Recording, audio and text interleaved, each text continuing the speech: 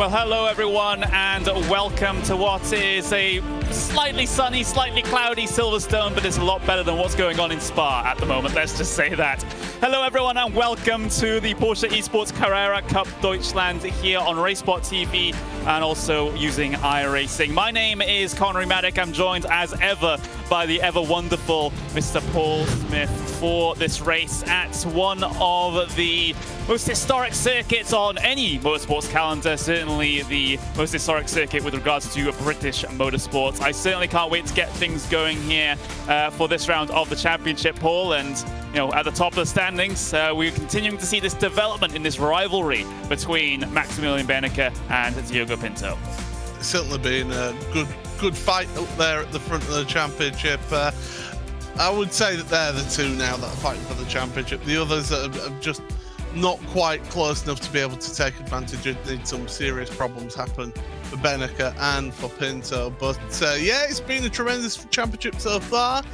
Great battle, and what a venue for them to duke it out at. We've seen some tremendous racing in other Porsche-backed series around this venue, and well, I'm expecting to get another one coming today.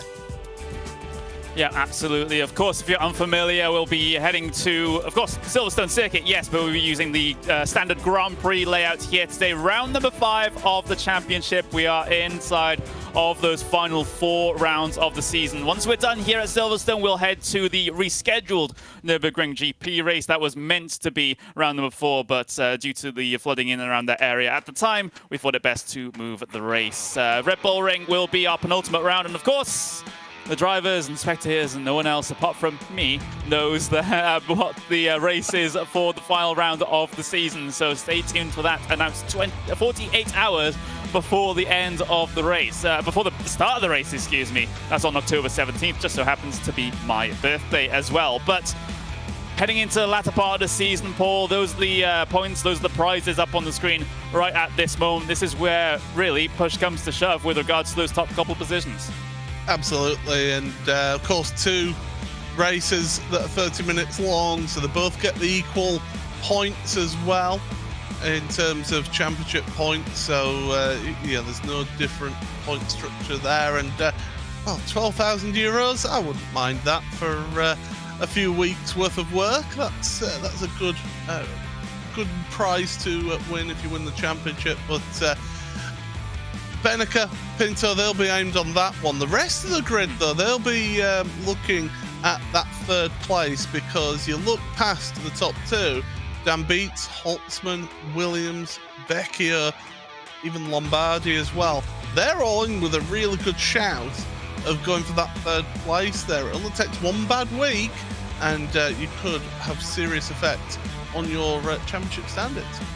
3rd place in the championship is, of course, that final prize-paying position, so there's so much to play for there with P3 and back. So that's going to be interesting to see develop over the course of these next couple of rounds. But again, we saw, you know, the main event, so to speak, will be Pinto and Benecke right at the very top of the order. Just a handful of points separating them at this stage of competition. And with the final tracks that we have coming up, it's very hard to tell who's going to come out on top at the moment. We've seen Benecke have a very, very strong start to the season, Paul, but Pinto has really pulled himself up by his bootstraps, gotten a couple of good results, was absolutely unbeatable at the Hockenheim ring, and he's going to be looking to try and carry that momentum into Silverstone as well.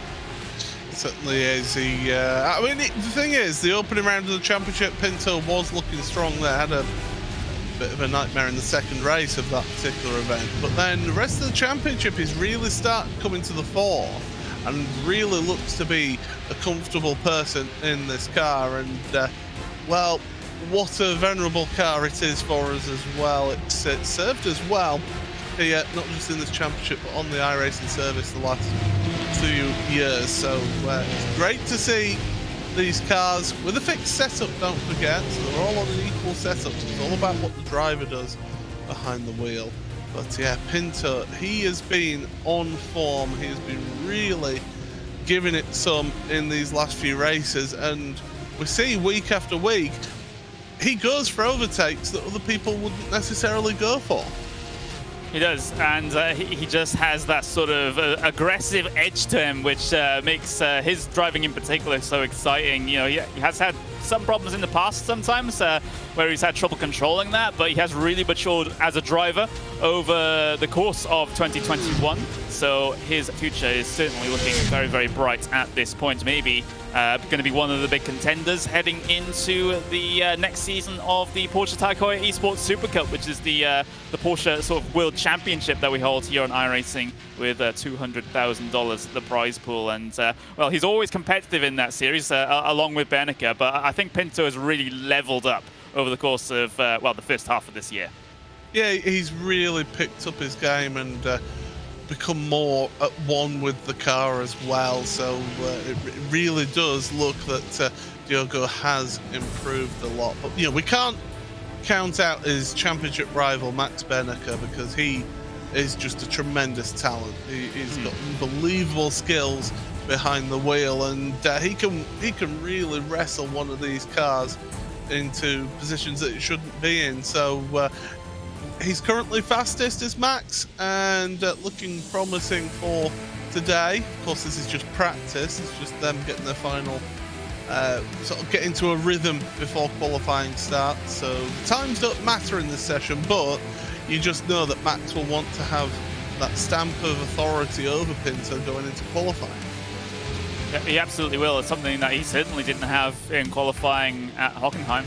Let me tell you, that started a little bit deeper in the field than we're used to seeing Max. So it's good to see him set the fastest time so far here in practice by order of half a second, actually, ahead of Diogo Pinto. That is quite a margin, but of course, maybe not all that representative. Of course, we do have the qualifying scrutiny when we get to the actual qualifying session to make sure there's no funny business going on with regards to tyre heating or brake warming. But yeah, I'm certainly very excited for it. We're just under a quarter of an hour away from getting the cars out there for qualifying, so plenty of time for these drivers to acclimatise to the way the track conditions are at the moment.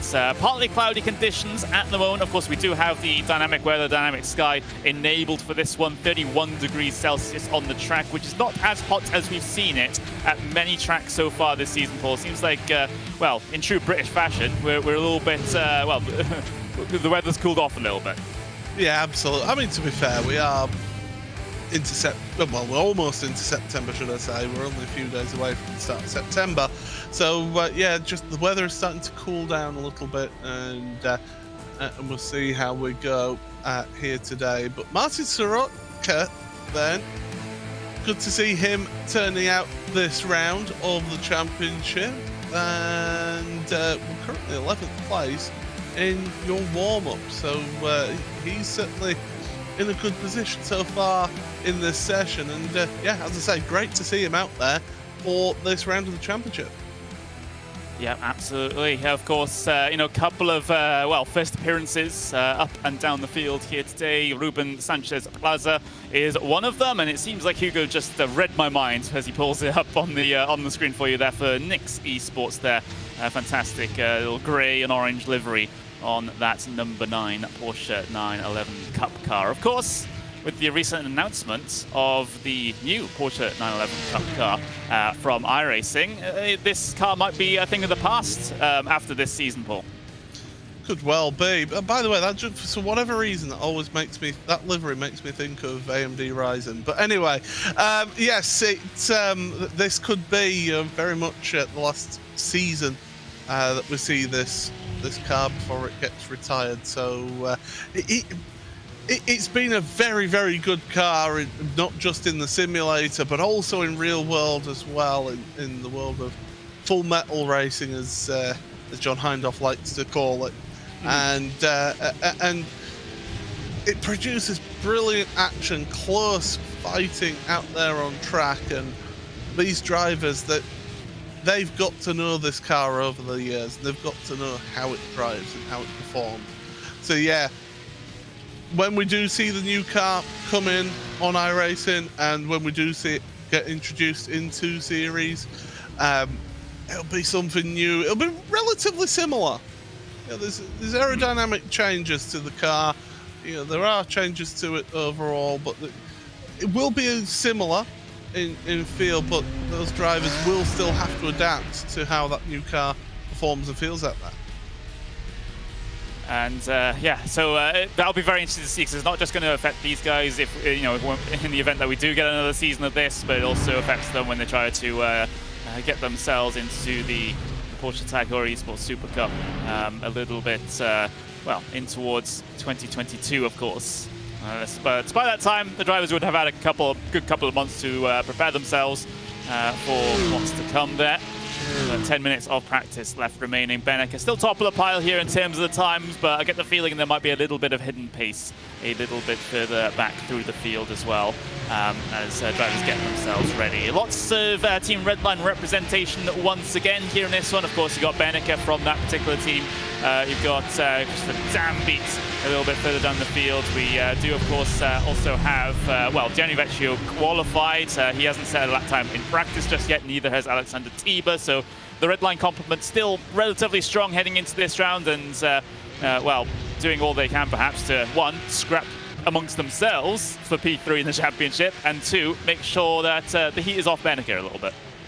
Yeah, they'll certainly want to get the pressure off of Max Beneke here and help him in his championship fight. But yeah, there are others who, in that outfit, they do want to race hard and to win, because they do want to get themselves the higher points in terms of getting themselves up into that battle for third place in the championship as well. So it's going to be interesting to see. Here's somebody who keeps on improving. Right as I say that, he has the back end go out on him. Dino Lombardi, we've been impressed with his one lap pace out there, but it's been then in the race situations where he just seems to get involved in a few little incidents that cost him really good race results. His starts have been a little bit lacking as well. Remember the famous one at Monza, where he didn't quite get himself off the line and caused a little bit of calamity behind him. Hopefully there's not going to be a repeat of that today here at Silverstone, although we have seen not just Lombardi but actually multiple drivers struggle with their starts here in this series. Of course, this car, at least as in iRacing terms, is a little bit harder to start than some other cars to get off that starting grid due to the way the clutch is modeled in these cars. It makes it tougher. It makes it so that you can't really predict the biting point, because the clutch soaks up heat and it just changes everything. So in a way, you just have to be 100% sure that you can reliably find that braking point, that biting point, excuse me, to be able to get yourself off the line. Yeah, I mean, we saw Max Beneke, didn't we? He struggled with it off the line. That was at the last round, wasn't it? So yeah, it can be funny. You can overheat the clutch in this, and it can cause you some serious problems, as we have seen so far in this championship. So yeah, definitely they will be finding that bite point. I know that someone like Max will have, after that event, just practiced, just gone, right, I need to just work on that practice again and see why it is that that it caused the car to bog down and to not pull away.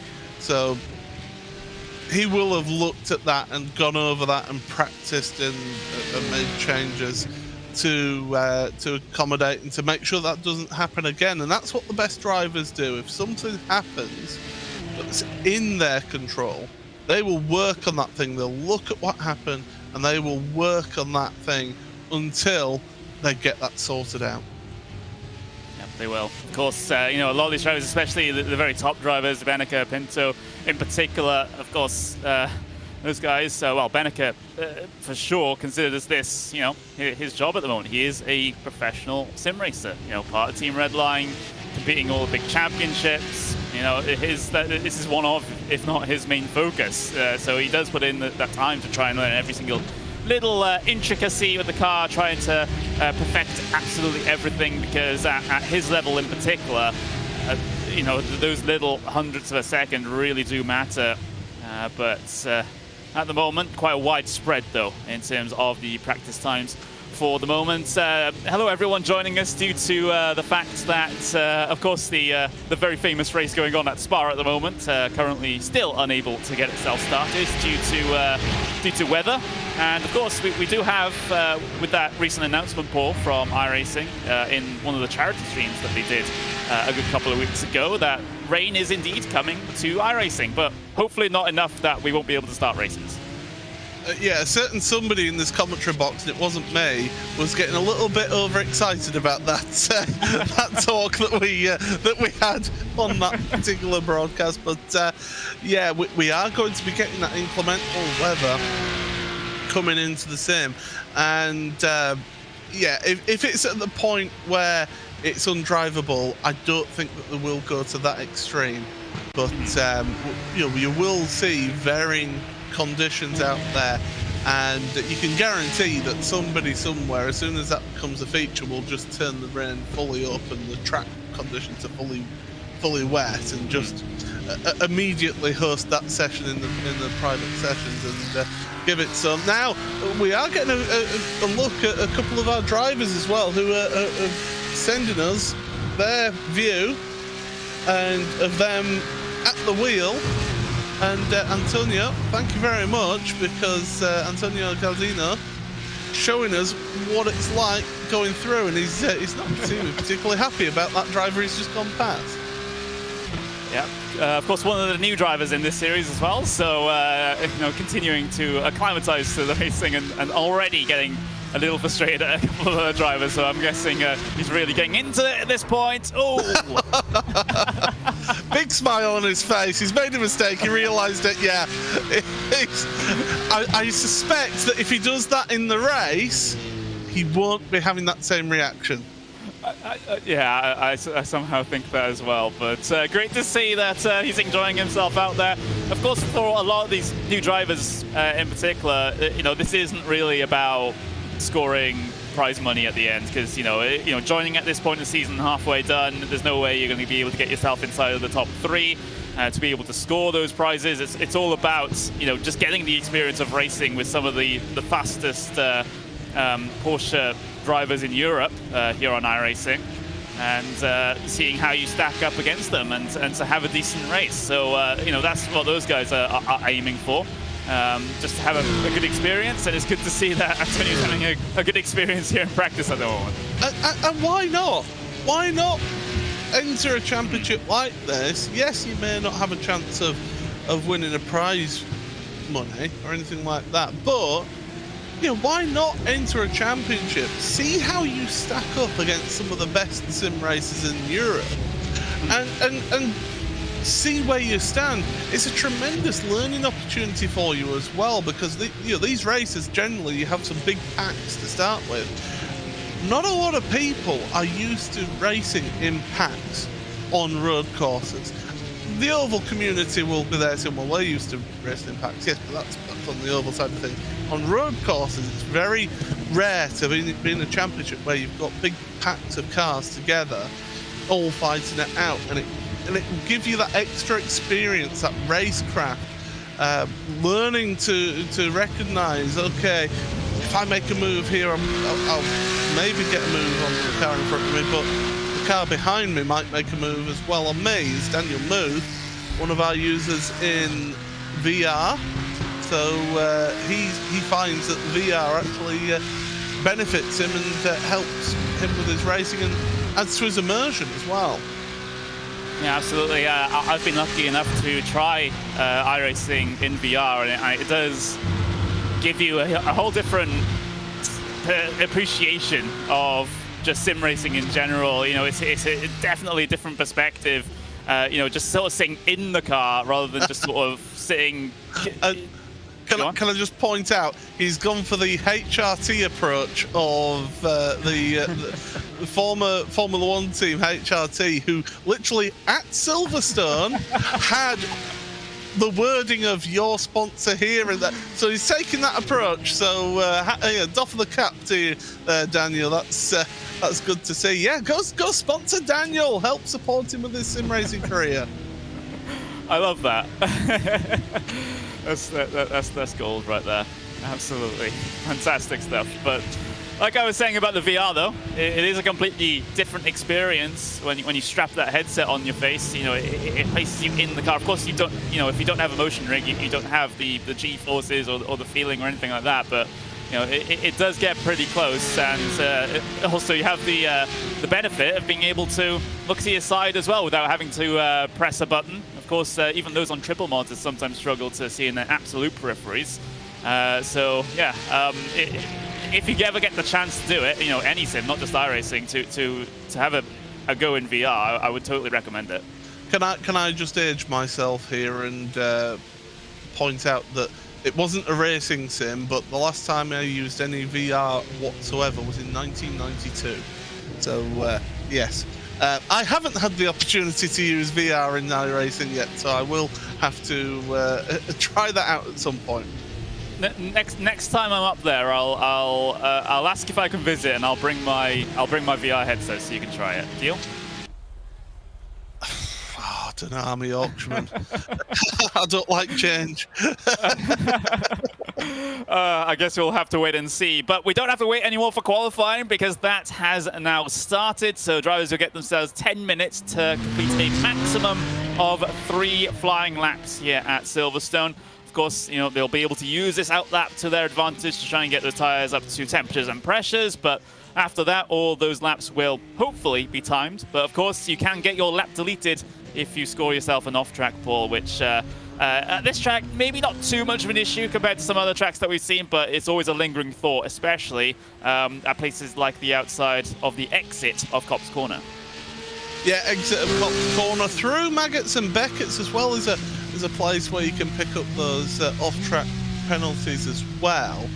So you know, it is a point of the track where you can have those issues out there, and it just throws you. Even towards the end of the lap, you can pick them up on the exit of Stowe as well, because that's quite easy to run wide there if you don't just quite hold off your throttle until you get through there. But yeah, you could just one little mistake going a millimetre too far wide, and it just loses you your lap time, and it's so frustrating.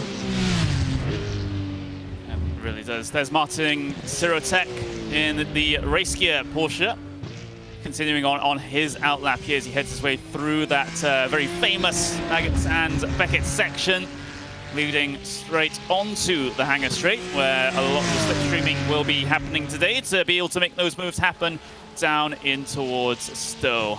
Inside or outside sometimes. It's a very, you have a lot of options coming down into here when it comes to trying to get past the competitors, but of course if you can't get it done here, there's always options to send it down into the next braking zone. Absolutely, and well, as he comes through final corner, through club corner, onto the power. Don't run too far wide, you could get yourself a slowdown penalty there, but here we are then on board. We're going to turn number 1, the new complex, turn right at Abbey, left through the sweeping left-hander at Farm, and then onto the brakes. Easy to lock up a brake here into Village. Then you've got the loop, which is a really clumsy hairpin. You've really got to get it slowed down. Watch your application of the power. Through Aintree and on to the Wellington Straight. So keep it over to the right-hand side of the track. So open up the next corner, which is Brooklands. It's quite a fast entry, and you've got to get it slowed down. Late apex here, and then Luffield. Tricky corner. Some people hug the inside of the corner, some people veer it off. Get on the power, use all of the curb and then some. Through Woodcote Corner, where some of the drivers utilise the track limits there very well. Copse Corner, the old first corner then, such a fast corner. Use the curb on the left, but not too much, or else you'll get an off-track penalty. Maggots, easy flat in this car, and then Beckett's down on speed, and you're slowing down on each one of these Beckett's corners.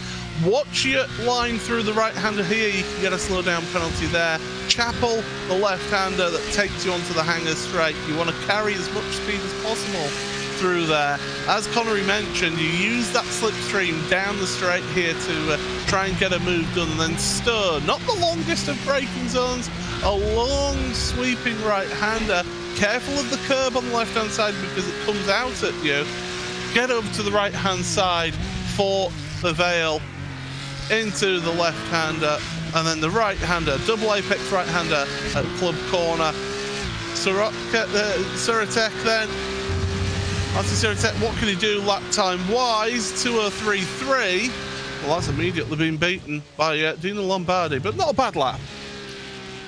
It's something to work with. He has 2 extra flying laps, of course, that he can use if he so requires. So a great little lap to build up off of there. There goes Diogo Pinto to the top of the order, provisionally here with a 2:01.927. That's a decent margin ahead of Scrivens there at the moment, half a second ahead of the number 55 Porsche. Beneke hasn't set a lap time just yet. He's just started his flying lap here, has Beneke, and well, it's his second attempt at it, because his first attempt didn't exactly go to plan. It wasn't logged as an actual lap, so he's back out there now and looking to get in the region of the top 3 or 4 cars.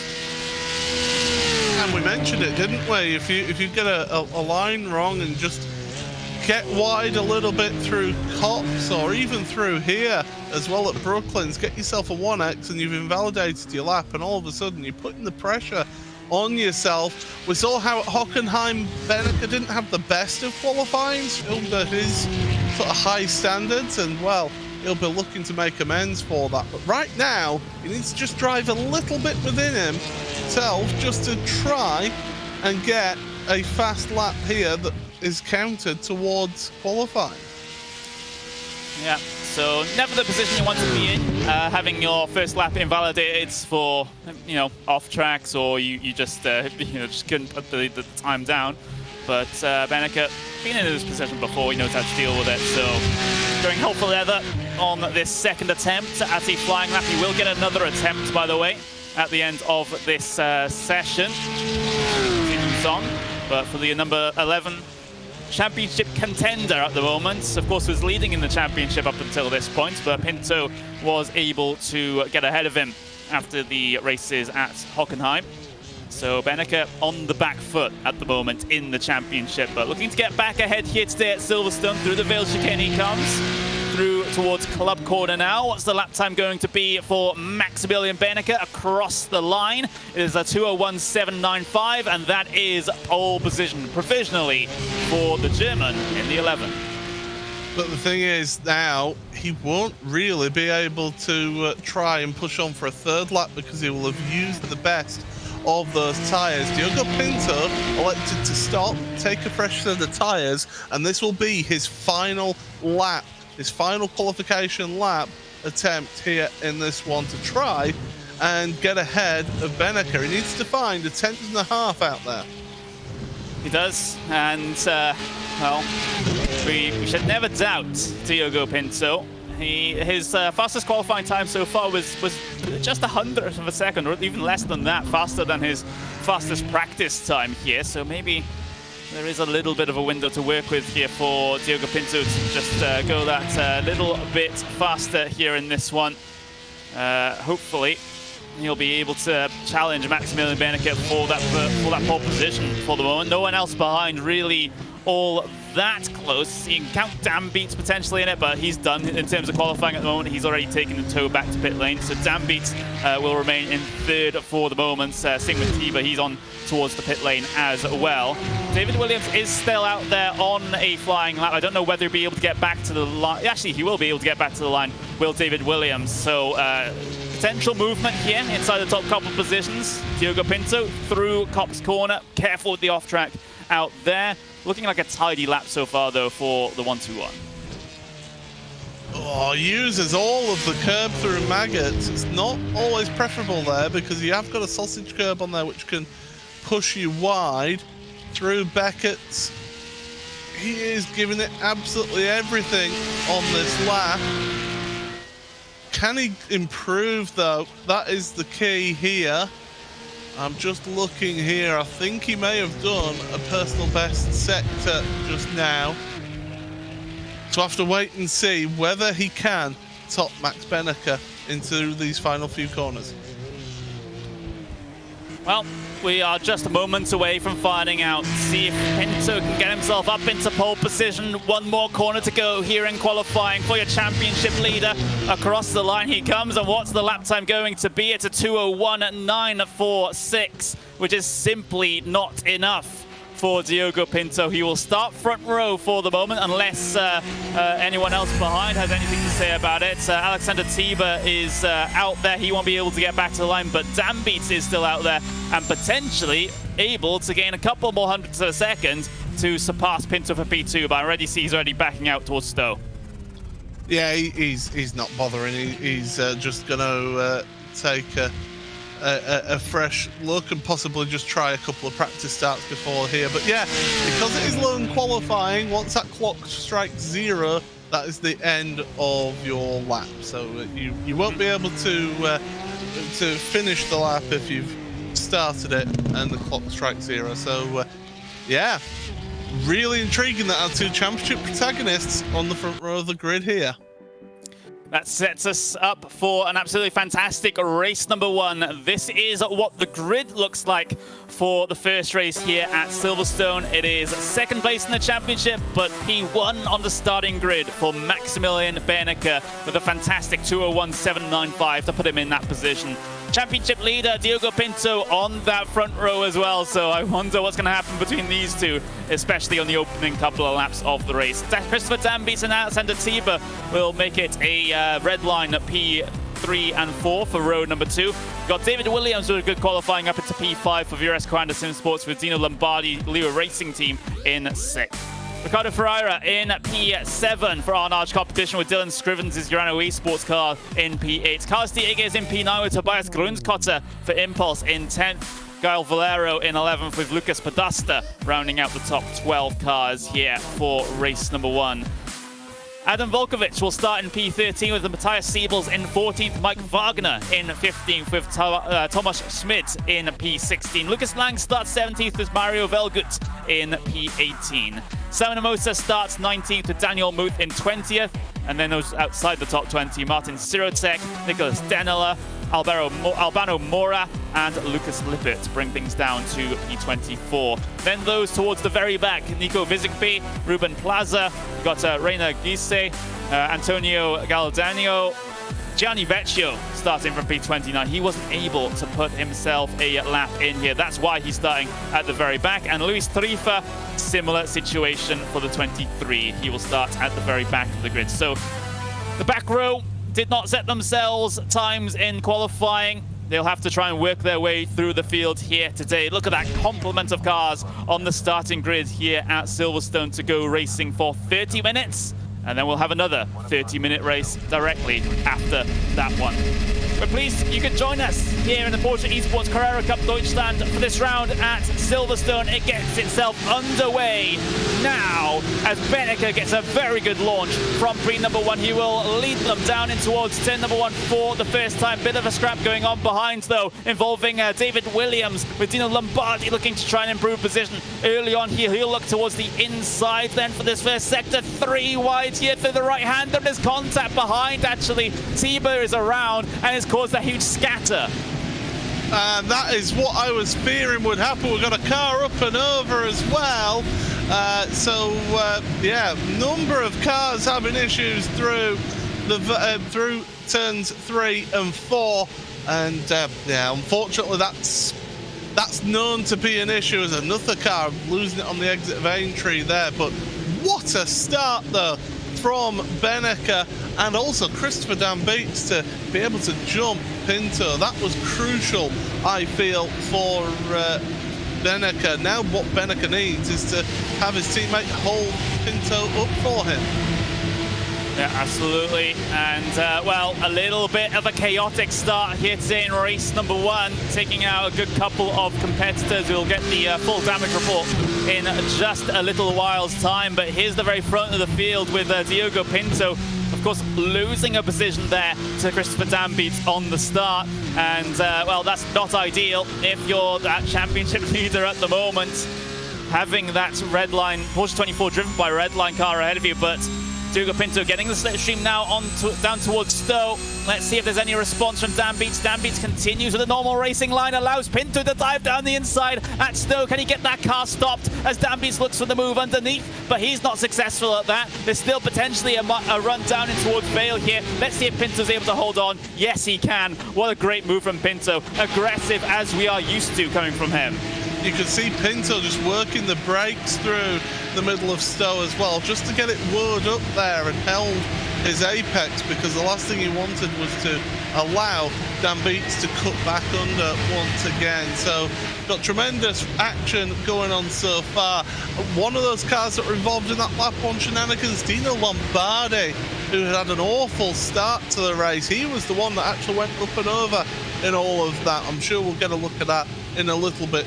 But still, what a great move from Pinto. And we've got some recovery drives further down for Alexander Tiber, who was that car spun. That was basically what started it all off, really, wasn't it? Yeah, it was. Lombardi with a little bit too much of an overly ambitious move down the inside, coming through the first couple of corners. That was into Village, in fact, is the exact corner where he made that move, 3 wide. There's only one thing that was going to happen coming down into there, and due to it being an instant that's actually quite far up the field, it caused a whole bunch of problems further behind as everyone just tried to find the line that meant that they were able to get through that. Yeah, with it being your first major braking zone of the race, you've got cold tyres, cold brakes, and it's so easy to just snatch a brake in there, lock it up, and before you know it, you're making contact with the car in front of you. They're going around, and everybody else tries to scatter out the way, not able to do so, and therefore just carnage happens, and unfortunately that's happened. Yeah, of course, we do have live race control here, so if there are any penalties that come through with regards to that, then we will know. Of course, Lombardi, he's down on towards the pit lane at the moment after having taken that tow back to pit lane. But of course, you might get a penalty for race 2 as a result. Or what's happened here to the 53? Daniel Muth, slow down penalty. Yeah, it's so easy to pick it up through that final right-hander in Beckett. So you just cut across that curb, it entices you so much, but yeah, you cut across it too much, you get a slow down penalty, and that's exactly what's happened to Daniel there. Yeah, that's unfortunate. It can and does happen, of course. A little bit fighting further back. This is Ruben Plaza, who has a bit of a scrap ahead of him between Alexander Tiber and Luis Tarifa. Of course, Tarifa started at the very back of the starting grid here today. He's got himself all the way up into P21. Opposite is true for Tiber. He started 4th, down in P22 for the moment as he looks to the inside through towards a Village.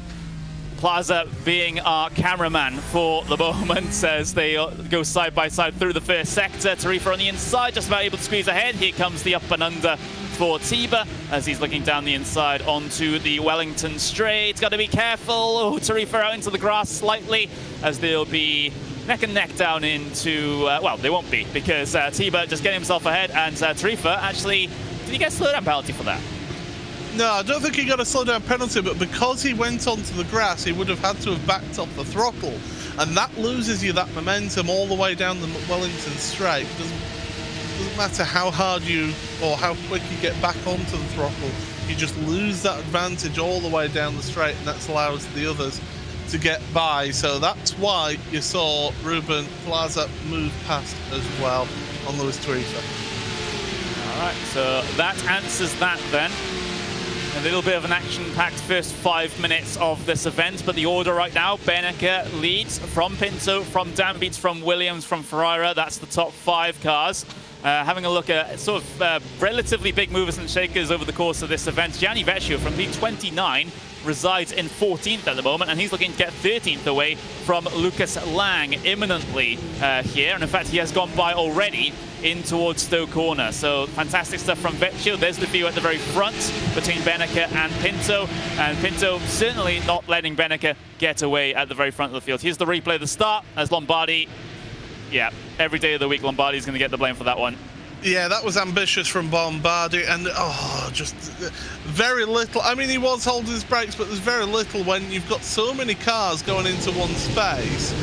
It's so difficult. You can't do anything about that, and he's ended up up and over has Lombardi. But this battle at the front now, this is intriguing me. Here's another look then at the start. Gianni Vecchio talking about how he's been moving through the field. This is how he did it. So there's the shenanigans happening in front.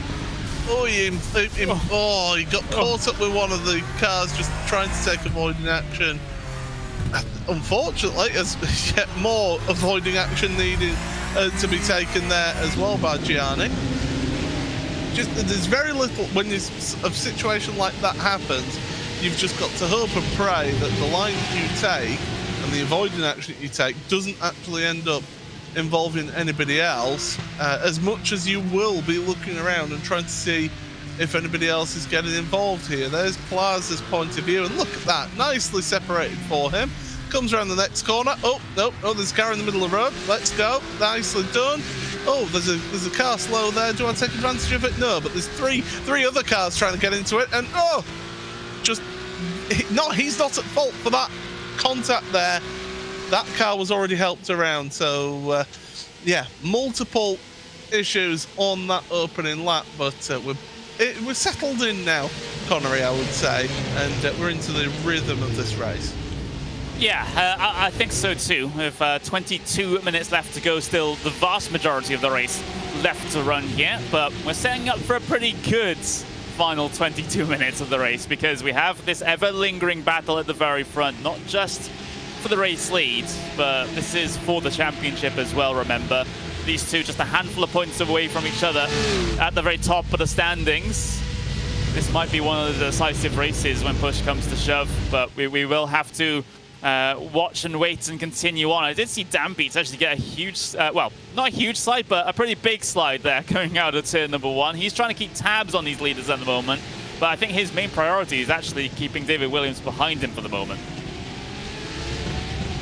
Yeah, it's that tricky situation where Dan Beats, he wants to hang with those guys at the front.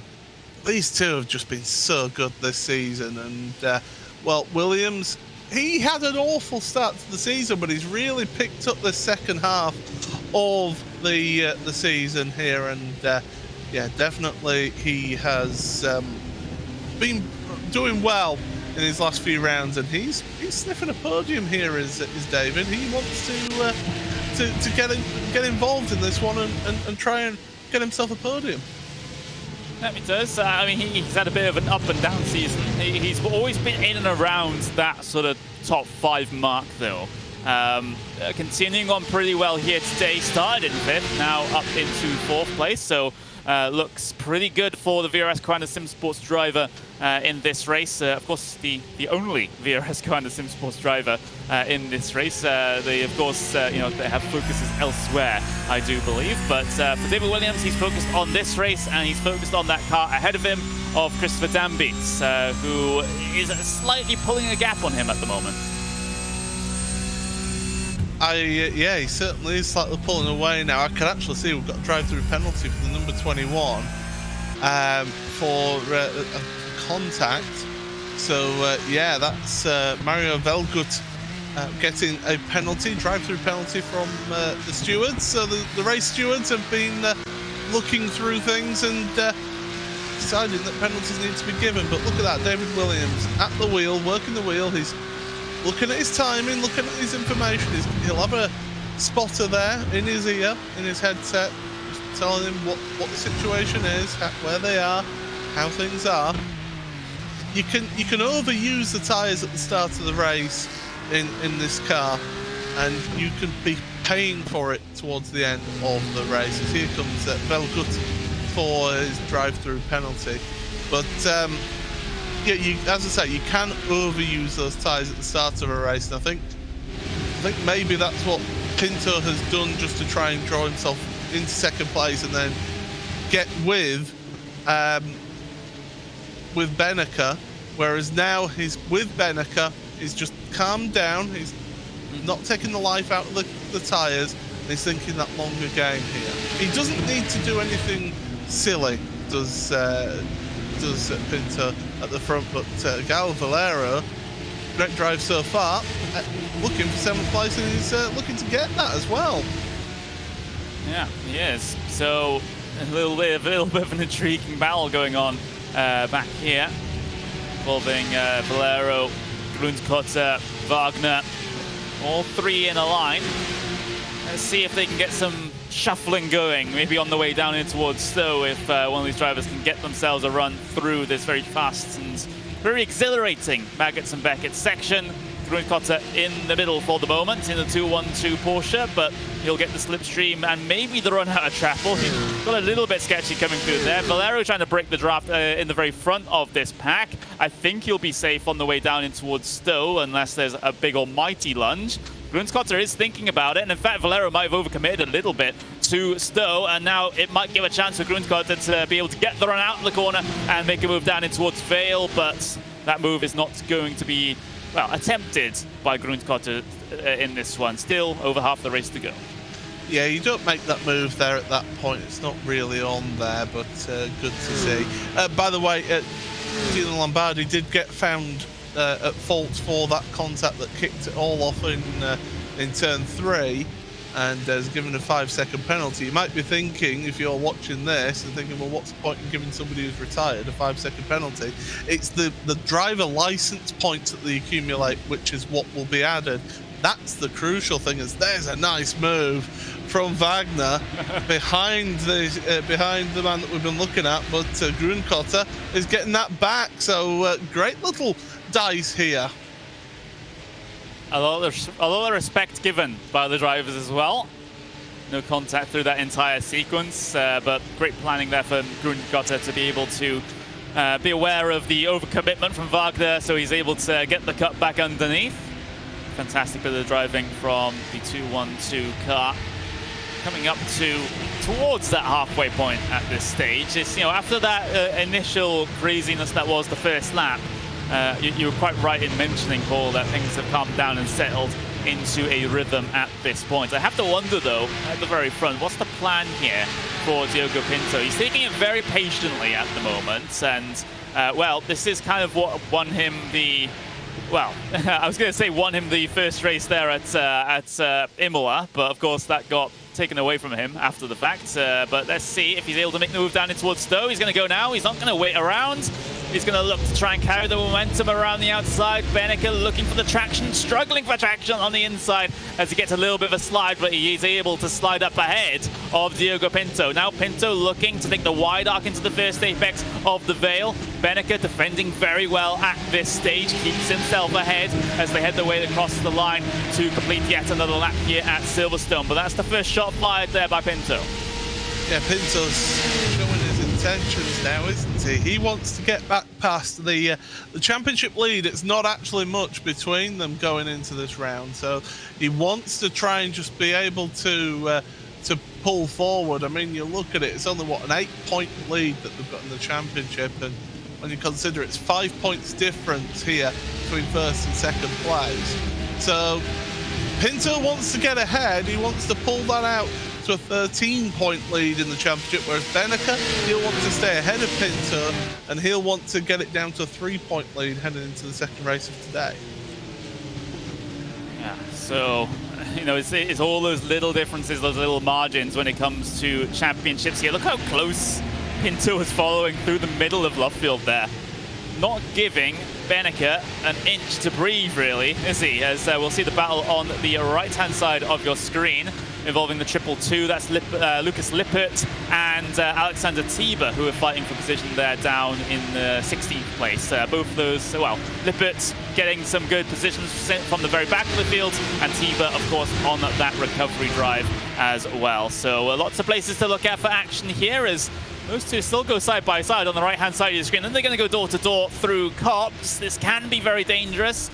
Tiber looking to slip in behind, actually gives a shot to the back bumper of Lippert coming through the very fast right-hander and continuing to hound him into Maggots and Beckett. Yeah, he had to get out of it there, or else he would have turned Lippert round. But yeah, he's getting a little bit frustrated there. David Williams is becoming a bit excited now behind Christopher Dan Beats that we're seeing on the left-hand side of your screen. So we've got tremendous battling involving three of your red line drivers. The race leader, Beneke, you've got Dan Beats in third place, and there's the move. Is it going to stick for Tiber? The answer is yes, into Stowe corner. Well, there we go. Saw it happen. And now down in towards Vale. Looks like that is going to remain in position as well. But there's the battle between Christopher Dambeats and David Williams. Of course, Williams going for the move in towards Village Corner. He's found the inside. He's gotten the element of surprise. And now heading their way through the loop now. Williams, it's a struggle always to try and make moves around the outside of the loop, but he can swing it in on towards the Wellington Straight, get a lot of speed heading their way through the kink, and now Williams can try and strike again down in towards the braking zone for Brooklands this time. Dambeats forced to the inside to try and defend the position, but if Williams can hang it around the outside here, he has the inside line for Luffield, which he might be able to work with. Here we go.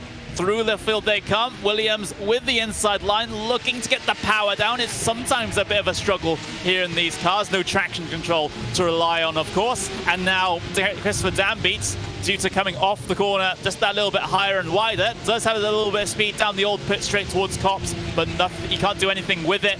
Just looks for that big wide arc to get the speed off. And he's going to have a bit of an overlap here into Max and Beckett's, Paul. Yeah, he was trying, he's backed out of that there. He realised it wasn't on going into Maggots and Beckett's, but he tried to get the cut back there on David Williams through Cop's corner to try and then get that run into Maggots and Beckett's, but it wasn't forthcoming. And Williams, I mean, the Brit, he may be based out in Germany at the moment, but he is a British driver. He'll know this track very well from various different series that he's raced in. So Williams will be feeling very comfortable and very at home around this venue. And we've got more tremendous battling going on your right-hand side of your screen as well. So there's battles all the way through the field. I mean, I'm looking at my timing screen, and my timing screen gives it a little bit of blocks of red as to where the cars close together. And there's a lot of red on my timing screen. Yeah, it's yeah, absolutely. As continue to watch these battles. Here's the onboard with Lucas Postata. I will try and get the pronunciations right, of course. He's looking to try and get himself up into P18 here at the moment, and has some interesting sponsors in the background, I will say that. But we'll have to continue on. And well, for Lucas at least, his task, you know, as you know, a driver that's a newcomer to the series, of course, looking to try and get a little bit further up in terms of positions, maybe not necessarily in regards to championship, but each one of these drivers, especially further down, are a little, well, they're having to chase their own goals, so to speak. Entropique is not a team that I really commentated on until yesterday in another series, so they look a very strong outfit. So definitely, as they go through into the long sweeping right-hander at Luffield, the different lines being taken there. So you had the number 15 of Passata holding the inside line, whereas Daniel Muth was letting the car just run out wide and then V it in to get the run out of the corner. It depends on what your driving style is like as to whether it works for you or not, and so far it seems to be working out there for both of those drivers, the different styles of going around Luffield. Yeah, so you know, different styles really coming into effect. You do see that a lot of the time at those different corners of this track. What's going on up here then, involving the Porsche 24 driven by a red line car of Gianni Vecchio, Gal Valero involved in that little train as well. This is all the battle for 7. So Tobias Grundkotter, Mike Wagner also involved in this scrap. Look at that from Vecchio though, just wheeling the car in the slide, coming out of the right, and well, able to keep hold of it. But you never want to see a slide like that coming out of club though. Give you a little bit of not so much panic, but yeah, just make you think twice, and yeah, get back out there.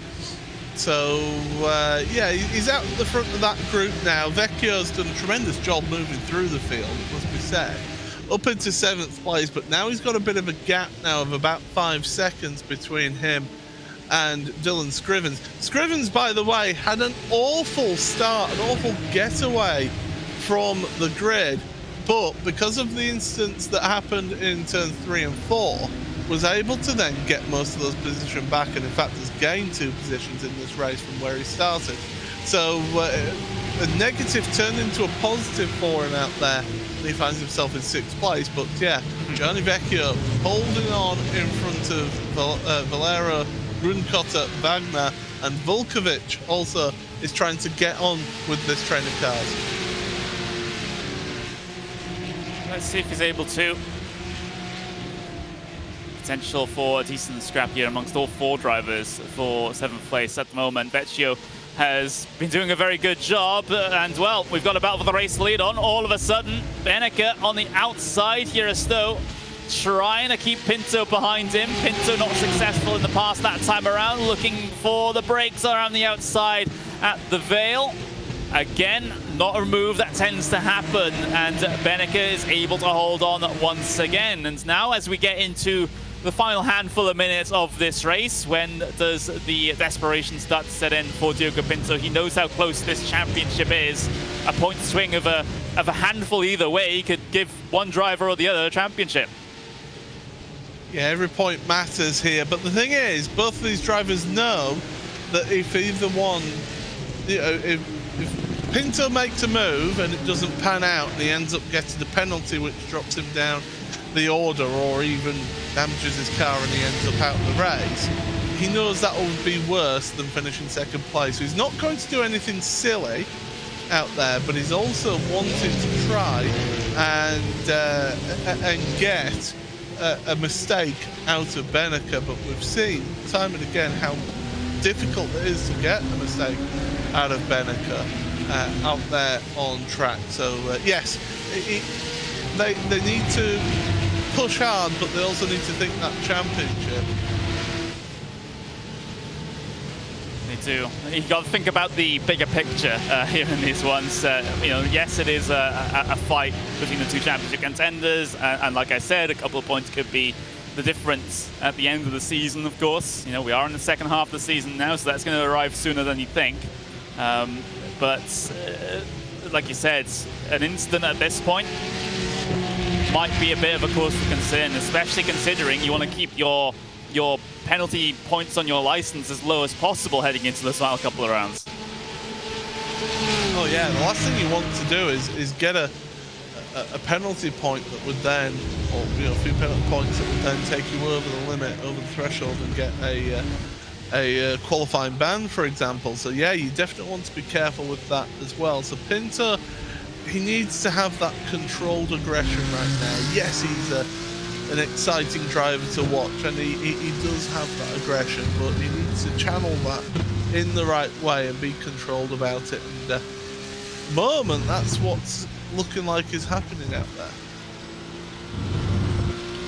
He's had a couple of attempts though as Pinto, but they've been obvious, quote-unquote, attempts. They haven't really been big old lunges, big old dives. They've been calculated attempts where he's like, okay, there's an opening here I can go for. You know, he's probably expecting me to go for this move, so, you know, but I might as well try and see what happens. But we'll have to try and we have to see if Pinto starts to get just that little bit more aggressive in the final couple of laps here of this race. Remember, we have 5 minutes remaining of this race, but we do have an entire 30 minutes race number 2 to get under our belts as well. So a lot of racing still to come here in the Porsche Esports Carrera Cup Deutschland. We are glad that you're all able to watch us here, head our way around Silverstone on RaceSpot TV, and of course on the Porsche Esports Carrera Cup YouTube and on the Porsche Twitch as well. Thank you very much, everyone, for tuning in. We are setting ourselves up for a bit of a grandstand finish for P1 at the end of this one, and who knows what could happen in race 2. I think the trigger is about to get pulled here by Pinto. We're into that final 4 minutes, and I could see him now just trying to make that move and make it stick. So action at the front, action further down as well. Beneke, he'll be trying to break that draft, will he? Well, he's not really trying to break that draft right now down the hangar straight. And Pinto not close enough to make a move, although he's going to look, show his nose to the inside. Benneke's having to give the space there, but he will get on the power earlier. Pinto, big slide through Snow. And that right there is why these cars are such a challenge to drive. No ABS, no traction control. It's all down to that driver. It really is. Driver versus driver with just about 3 minutes to go. Heading their way across the line now. Diogo Pinto running out of opportunities now at this stage. He's had a couple of attempts here and there. None of them have been successful. Heading their way through the first sector now. Pinto just dropping off the back a little bit here, closing up under braking into Village. Now into the loop so he can continue to apply the pressure to the back of that Porsche 24 driven by a Redline car that's piloted by Maximilian Benneke. But Pinto, he knows how to win races, and he's done it from this position before, Paul. He's done it from second place on final laps before. Yeah, we've seen that a few times, and it's always given us a grandstand finish to a race, that's for sure. And, well, Pinto, we have a look at this gratuitous slow-mo replay. We've got to break it out. Do you know what? That camera angle doesn't make it look quite as bad as it was. So, but yeah, it was a real sort of heart-in-mouth moment for him when he's alongside Benneke. So, yeah, Benneke now, 2 minutes remaining. We're going to get one more lap of this race. And look at the speed that Pinto can carry through the first part of Beckett. Crazy stuff. Daring stuff for Diogo Pinto, who still currently does not have a team associated with him, so very much a privateer still, but we'll wait for news of that, maybe over the course of the next month or so. Here comes Diogo Pinto then to the outside into Stowe Corner. He's attempted around here before, wasn't successful. That time is not successful this time as Benneke keeps himself in that P1 spot. But Pinto will continue trying. He'll continue to apply the pressure here onto the final lap then, as they head their way out of Club Corner for the penultimate time. One lap shootout between the two. Great stuff to watch. And Pinto's not going to make a move into Abbey. He won't do that, or into Village. But Benneke with a big slide on the exit of Abbey. Compromised line into the right-hander. It's not too bad. You can hold a defensive line. It's this corner here Pinto needs to try and get the run out of, but if Benneke held that inside line, that apex, slowed him down at the apex, he gave himself a good shout. But this is one of the last opportunities down here. Is there a move into Brooklands? Pinto thinks about it. He shows the nose to the left, shows the nose again into the late part of the corner, into Luffield now. Benneke trying to cover off all the lines, but has Pinto found the inside here? Is there an overlap? I don't think so. And he wouldn't have been able to do anything with it, even if he maintained the overlap in through Luffield, I don't think. But still plenty more opportunities through the rest of the lap now. 10 seconds still left on the clock as we ride on board with Pinto looking down the inside of Cop's Corner. That's a daring move. Let's see if it's put Benneke off his game.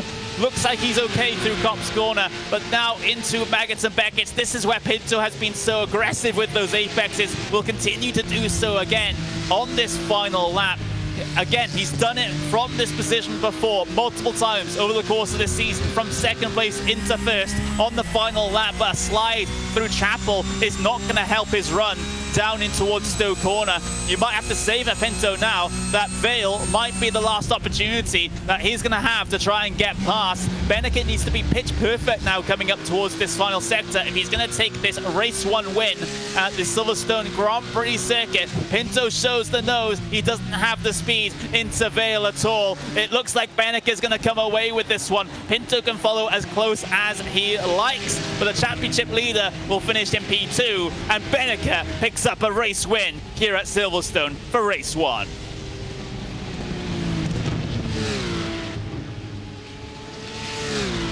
Great performance from the German. He really needed that one, considering how the gap has been narrowing, and then he got overtaken for the championship lead at the end of Hockenheim, but this puts him back in a very good position. Benneke, he's going to be very happy about that one, Paul. That was tremendous. That was great racing between the two of them. Respectful but hard racing. And I think Diogo Pinto, you can tell he's a privateer because he hasn't got Christian Horner as a manager, because he went for the move at Copse Corner. Didn't quite work out for him there, and was everybody was able to keep it clean, keep it safe. And that's all we ask for. But really, really good action and tremendous display from Max Benneker right there to hold on and take that victory. Remember, we do have another race. We have another 30-minute event in about 10 minutes time. So you want to stick around for that, but here are the unofficial race results from race number 1 here at Silverstone.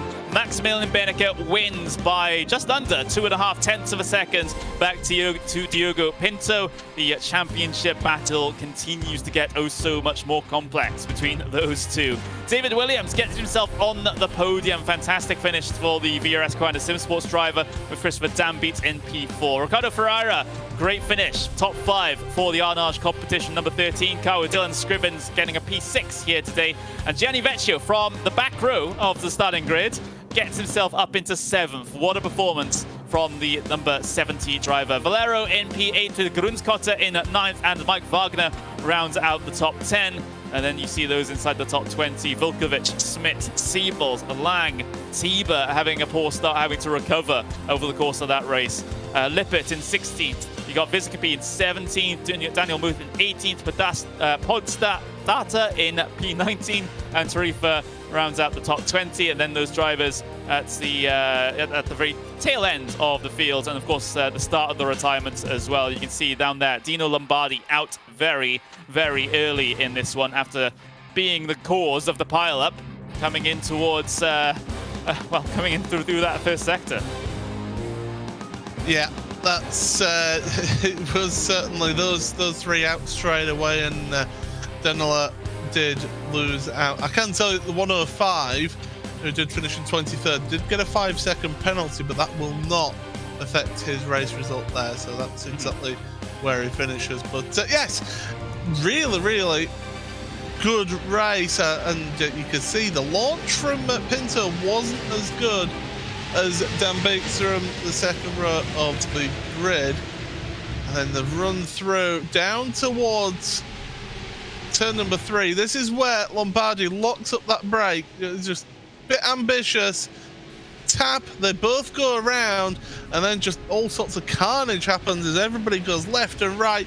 Couple turned around, and Lombardi, well, there's not a lot that he could do about that. He ends up and over. He tries driving away, but the car's too damaged. He had to retire that one. Here we go on board then through turns 1 and 2, and this is a tremendous shot. You're seeing just working the way through, and Vecchio is just going to see that everybody part, and then Carb comes from the right. It's very little that Vecchio could have done there to avoid that one, and that's why he didn't end up with any penalty. And then more cars around at turn number 4 at the loop. So yeah, great avoidance here on board again with one of our drivers, and into there, nicely done. Oh well, I'll go past them down the inside. It's more off around here.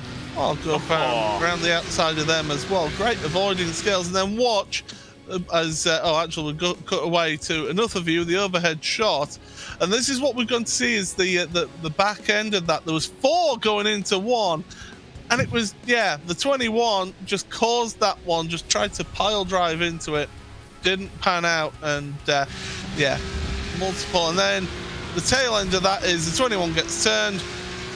Innocent party that we're on board with, not very little that we could do about that, and Vecchio goes, oh, that's a more places game. Does. So lots of beneficiaries from that incident, but perhaps maybe a little bit more casualties from that lap 1 problem. But the feature throughout this race here today, and maybe a feature into race number 2, we'll have to wait and see, is the battle between the 2 championship leaders here, Maximilian Benneker, Diogo Pinto. But Benneker coming out on top this time around after a stellar defense, because Pinto was really applying the pressure onto the back of that Porsche 24 driven by Redline Porsche. Just relentless in just keeping himself big in Benneker's wing mirrors, but Benneker just did not crack, did not make a mistake. And you wouldn't expect anything but that from Max Benneker as well, would you? As then we see some of the moves for the recovering driver down the inside, and Tiba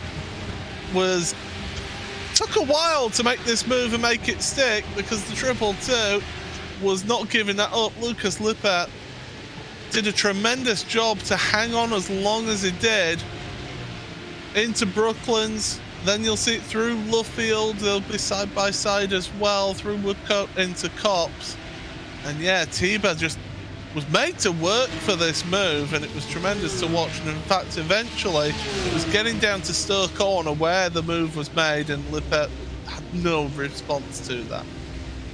Yeah, absolutely. You know, fight as he might, that Porsche 24 Redline car is just going to drive its way through. Maybe a little bit delayed compared to usual, but for the 28, not going to be too much of a problem on the recovery there. But at this stage, you know, we've got ourselves another 5 minutes before we see the race number 2, as we continue to watch these highlights of the 2 race leaders, well, the 2 championship leaders going at it throughout the race. But does this change the complexion coming into race 2 a little bit? You know, what's going to happen here at the very front? Because there's no reverse grid going to be going on here, so they will start in the order that they finished.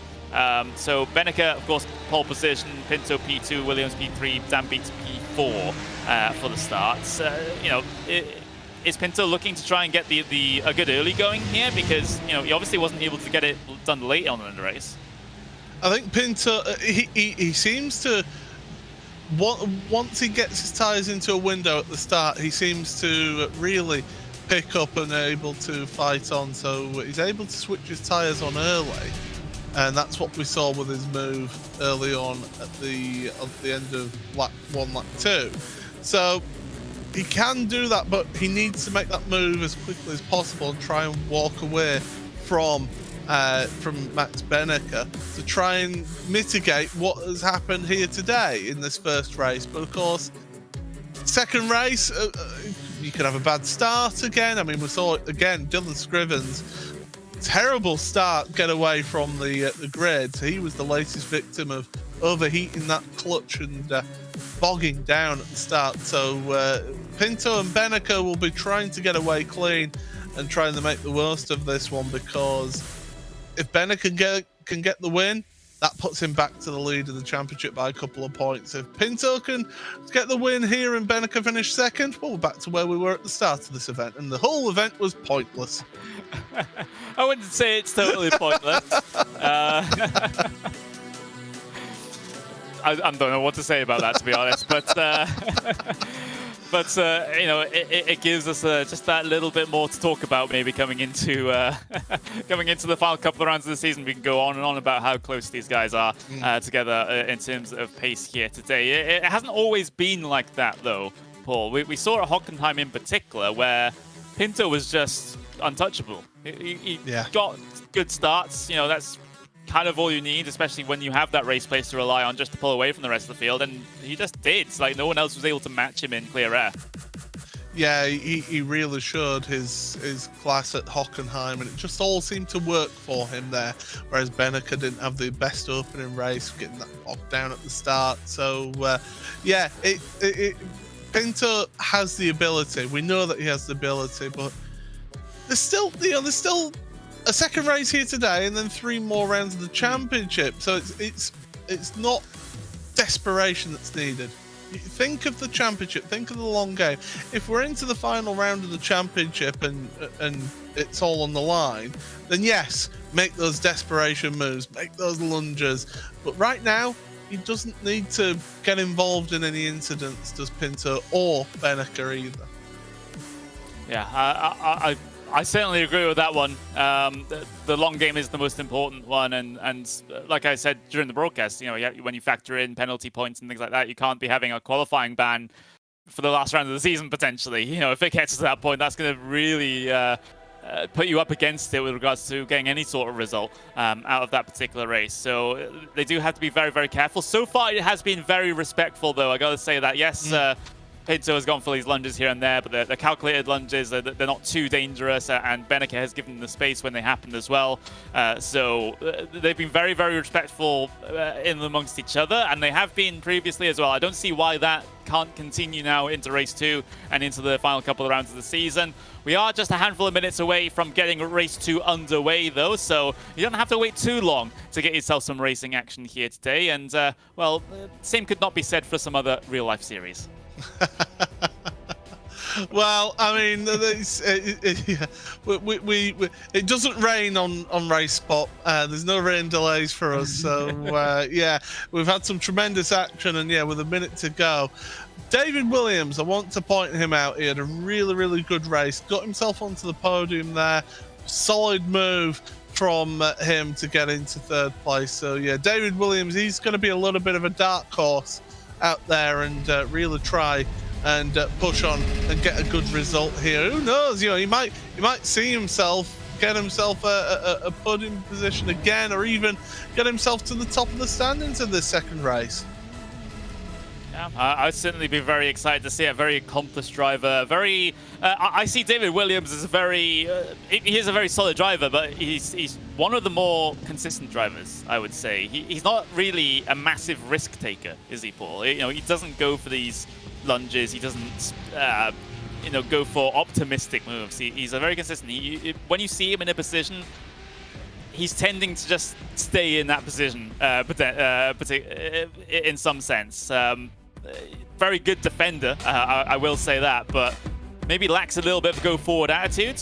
I would like to see that come out of him, if not at the end of the season, then over the next couple of months, potentially in the preparation for the Super Cup next year. That, you know, that's the kind of edge that I would like to see from David Williams in particular. Yeah, hopefully we'll get to see that.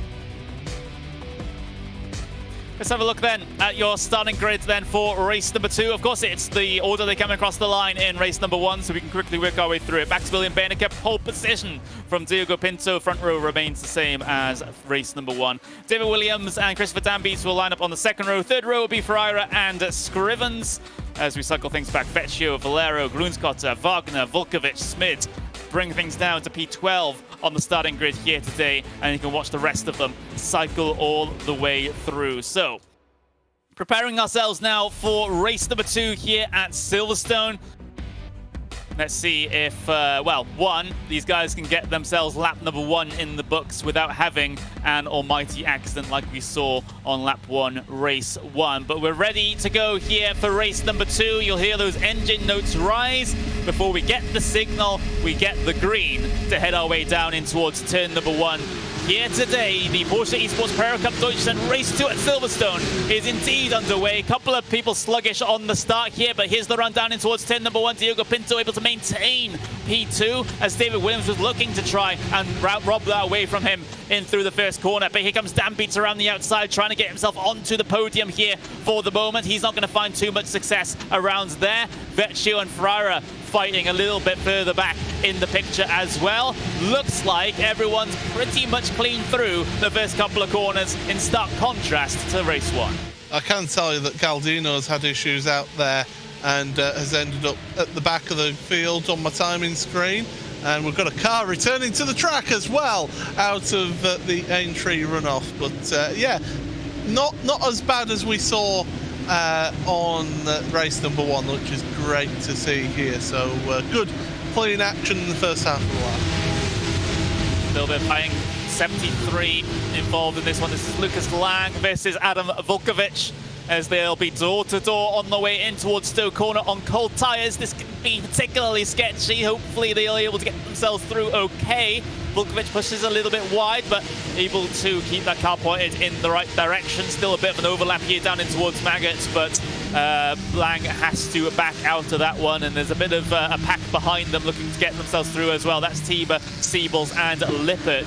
That are the drivers waiting in line to try and be able to improve positions here as we are coming towards that final sector here on lap number 1, all stacked up in traffic behind here, it seems, as people look to make moves on the hanger straight down in towards Stowe Corner. There's the move from Tiber on Lang to try and get past through Stowe, as Tiber gets the grip on the inside, able to get himself just about ahead on the way down in towards Vale. Let's see who's the latest on the brakes into here then, as Tiba, well, he is the latest and he gets through, but fighting behind between Lippert and Siebels as well.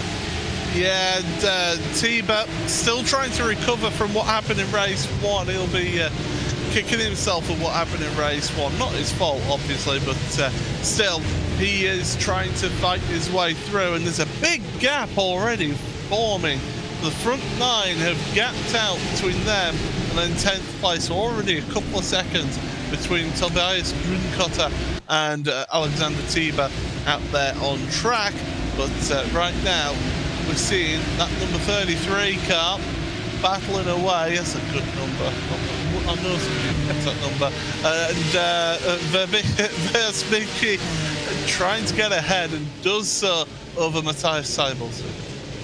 Yeah, so there we go. Move being made here early on in this race number 2. Someone pushing out very wide there. That's Vizikby. Compromises his line in towards Luffield. Siebels trying to capitalize on that one, but finds no way through. It's a little bit of a roadblock there through Luffield corner. Now on the way across the classic pits and in towards Copse corner in just a couple of moments' time. The fast right-hander that's absolutely exhilarating to drive in a sim. I wonder how it feels in the real world. I've never gotten the opportunity to do it, but here's the onboard with Tarifa looking for the inside for Maggots, but there's no way you're going to be able to get an overlap into there if you didn't already have it through Copse. Yeah, that gap was always closing through Maggots there, so a little bit ambitious if you want to try and make that move, but Tarifa looking good, and looking good at the front is Pinto down the inside at Stowe corner. I said he seems to turn on his tyres early on in this these races, and he's done it. He's made the move on Benneker, and Benneker, well, he's trying to fight back. Oh, little mistake there from Pinto, but yeah, to the front. So, new race leader for the first time in this event. Pinto gets the lead lap logged. There's no prizes for doing that, though. So, no extra points for Pinto for even getting the fastest lap or getting lead laps logged here. But still, now he can control the pace at the very front of the field. He's not the one attacking anymore. He's the one looking in his wing mirrors at that Porsche 24 driven by Redline car now. So, this is kind of what I alluded to at the end of race number 1. Seems like there's been a bit of a change of plan here for Pinto. He's gone early, he's gotten past early, and now he looks to try and break away. And that's all he can do right now, is try and break away. But the slipstream has such an effect around this track. It's such a high-speed circuit, is this venue at Silverstone. So yes, you think of the technical sections of the track and how it slows down, but the rest of it is so high speed. Medium to high speed corners is the majority around here. We've got battling further down as Seibels and Simon Amosa were battling side by side out of Luffield through Woodcote. Yes, Pinto now, he needs to try and break away and try and break that slipstream, which is easier said than done around here. Battle on the right side. Oh, there's contact. Siebels around through Copse corner, and Volkovic was caught up in that one behind as the innocent party as well. That's the danger of going side by side through Copse corner. Door-to-door contact with Daniel Booth, and well, Siebels is the one that's come off the worst there. And like I said, the innocent party, Volkovic, just coming up on that one with nowhere to go. Nowhere to go, nowhere to hide, and yeah, just Siebels, they tried to go to the inside of Muth, and they made slight door-to-door contact. Well, apparently Christian Horner is right, you can't make a move at Copse corner. But anyway, as they go through into Stowe, but that's what happens, and we've mentioned it. We've not mentioned it on this broadcast at all here today. That this Porsche, with it being a rear engine car, the engine hangs past the rear wheels. It just acts as a pendulum. So as soon as the car gets unsettled, it just goes, and there's very little that you can do about it. All that weight at the very back.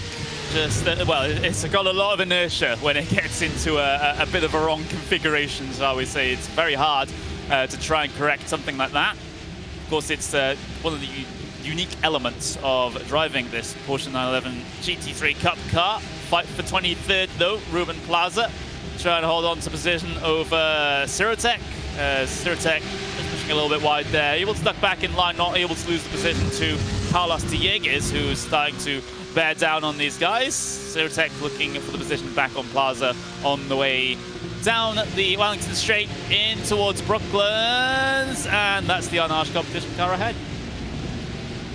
Nicely done that, and Circuit, one of our newer drivers to this series today, just losing out that position. At least he's still running in this race. After race 1 he was out the race on lap 1, so good to see him getting some laps out there, getting some race time here.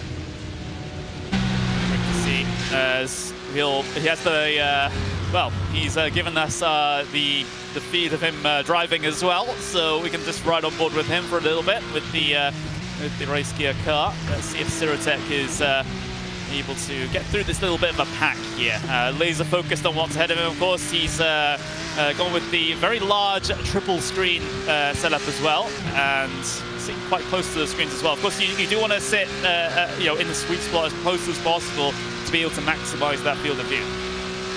Yeah, absolutely. You're maximising the triple monitor screen setup there, but also your personal field of view as well. Fill that up with everything that's happening in the sim here, so then you are able to see as much as possible out there on track. So yeah, that's why you see them driving pretty close, and pretty close out there is the 23 of Luis Tarifa. Oh. And that's going to cost some time for the 15, and down he goes, Podstata, down through a few positions. Yeah, it's unfortunate there, and with a slowdown there we go to Thomas Schmidt, has also worked his way through on that one as well. So for the Entropic esports driver, of course, is an esports team outside of sim racing as well, which is why you know, they've got quite a bit of backing, shall we say. But for now, for Podasta, of course, his first appearance in this field, P19 in the race number 1, has been cycled back somewhat due to that slowdown penalty that he had to serve, getting out of the way of everyone. But still, you know, this is, again, experience gaining for a lot of these drivers to be racing around some of the very, very quick Porsche drivers on the service. And, you know, it's not every day you get this opportunity.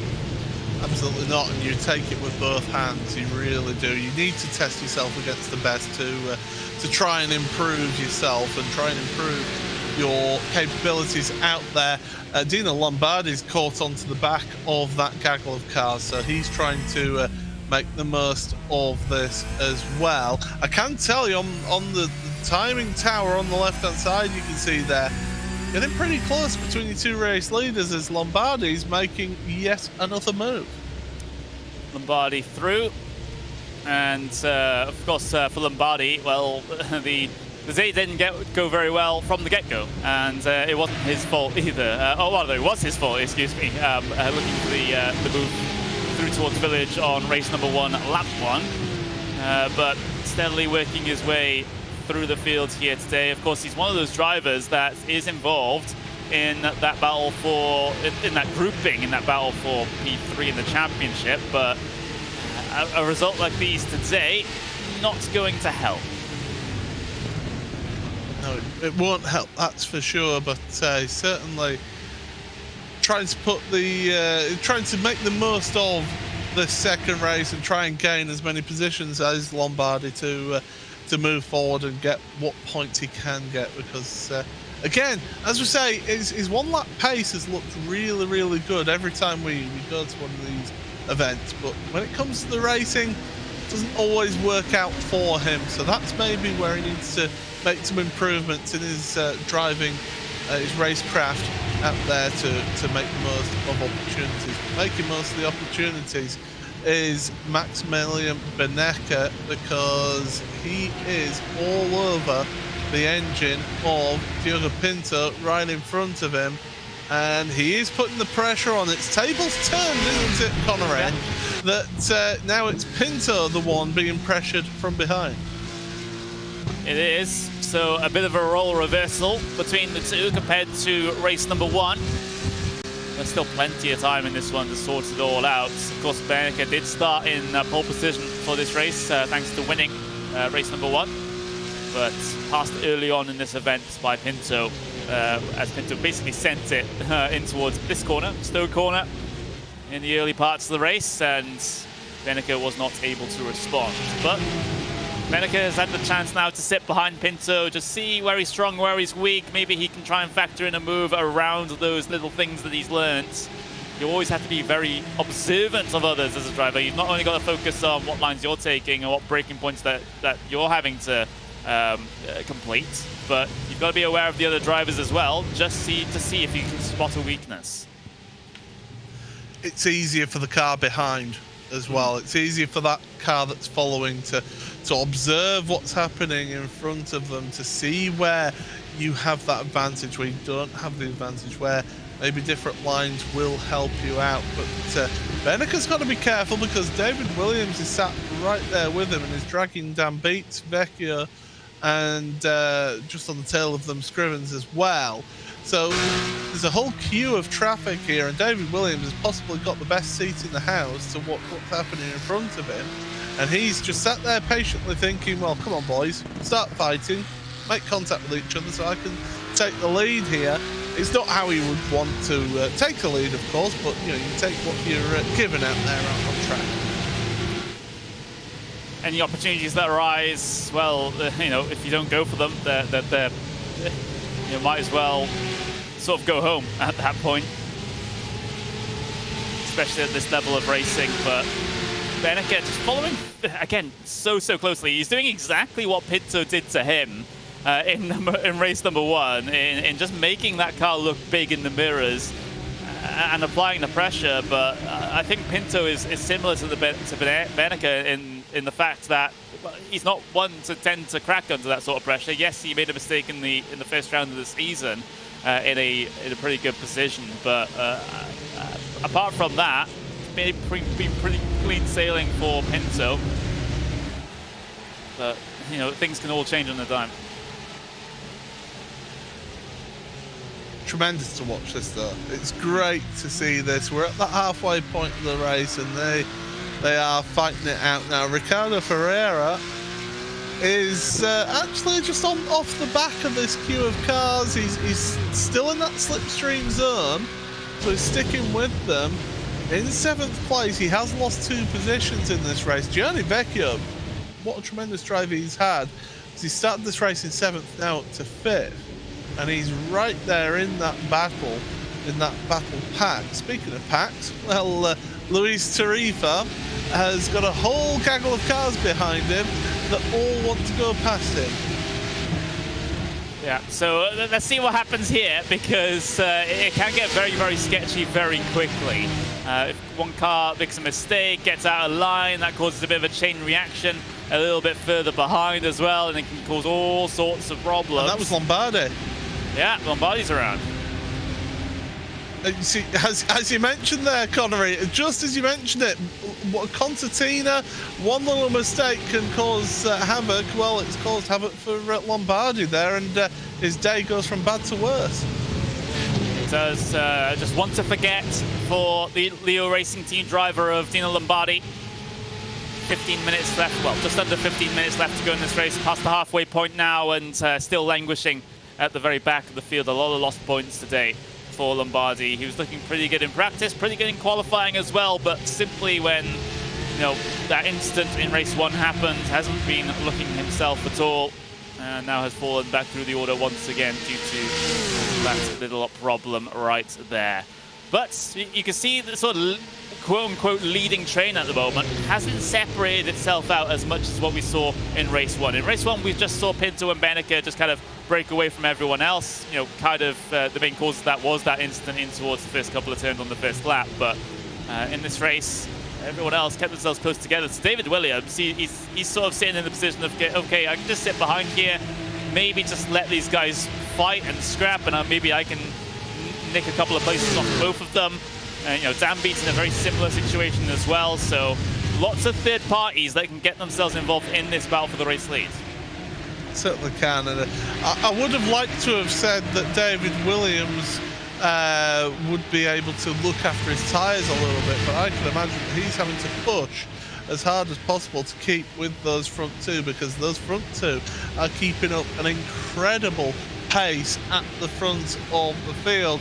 And I can tell you that the average lap time in the last 3 laps, there is hundredths of a second between the front 3. So that tells you the level of consistency between the front 3 there. And it shows why it's so difficult to make that move, because there is so little speed difference out there. Always the tricky part.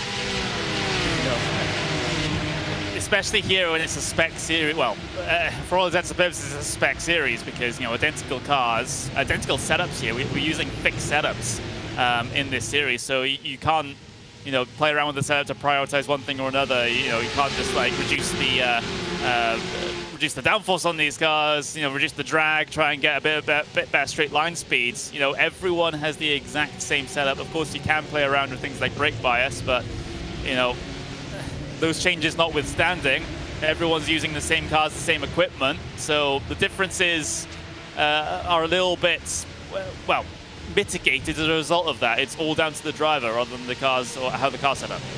Yeah, the fleshy thing between the wheel and the pedals is the one that makes a difference right there. And yeah, when you get to this level, it is just the minutest little differences that will give you that advantage, and just little things.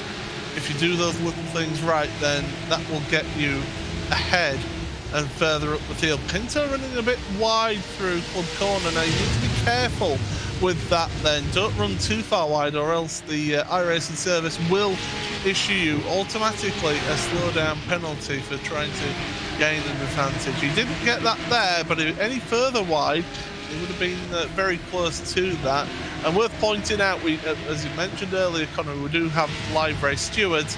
Number 23, Luis Tarifa, has been told to drop behind number 15 of Lucas Podestat.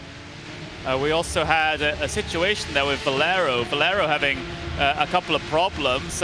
Single car problem, just locking the brakes into Village, pushes wide, ends up losing, well, just one position as a result. That was one position to Tiber, and puts him out in a battle with Tobias Grundkotter as well. So not ideal there from the 3, who's had a very good day today, at least compared to where we're used to seeing him, Valero.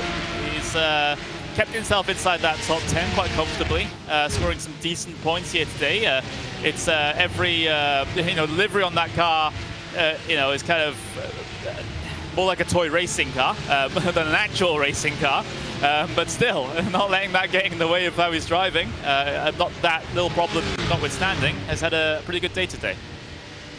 Yeah, it's almost like a certain toy car manufacturer that have exceedingly warm wheels have done that paint job, but it certainly stands out, and I thank him for that. It really helps us in the commentary box be able to point him out there.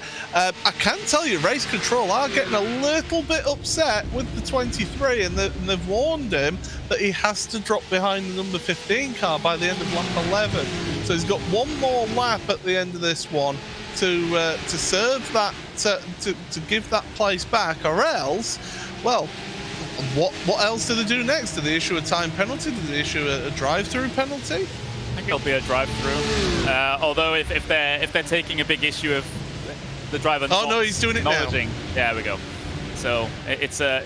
Oh, there are better places to do it though, as he's like Wagner just sort of taking the opportunity to try and get past as well, even though Tarifa didn't need to let him through, but Tarifa stays ahead for now and does slot in behind the number 27 car, behind, where is he, number 15? Oh yeah, Tarifa, yeah, has let those cars go through. So yeah, a bit of an awkward situation there, down on the racing line into the braking zone of Vale. Probably not the best place to slow down, and it has triggered a couple of other battles here as well. Yeah, certainly there's tremendous for us to watch, of course. Volkovic at the front of those now, in front of Lucas Podstata, and you know, that was the one that was Tarifa was told to go behind. Well, Daniel Muth is now involved in this, and the man with no advertising to get in touch. I'm I'm sure he'll give you his details if you are interested. But he's now trying to get back past. He's where he started his move down in 18th. He was looking a bit further up, but yeah, a couple of issues out there has just dropped him back now, back to 18th. Well, there we go. Fantastic little duels here in the mid-pack in the closing 8 minutes of this race. Podesta involved. Look at that timing screen. Look at that timing screen of the lead. Oh, they're leaning on each other, aren't they? There they are on the left-hand side of the screen.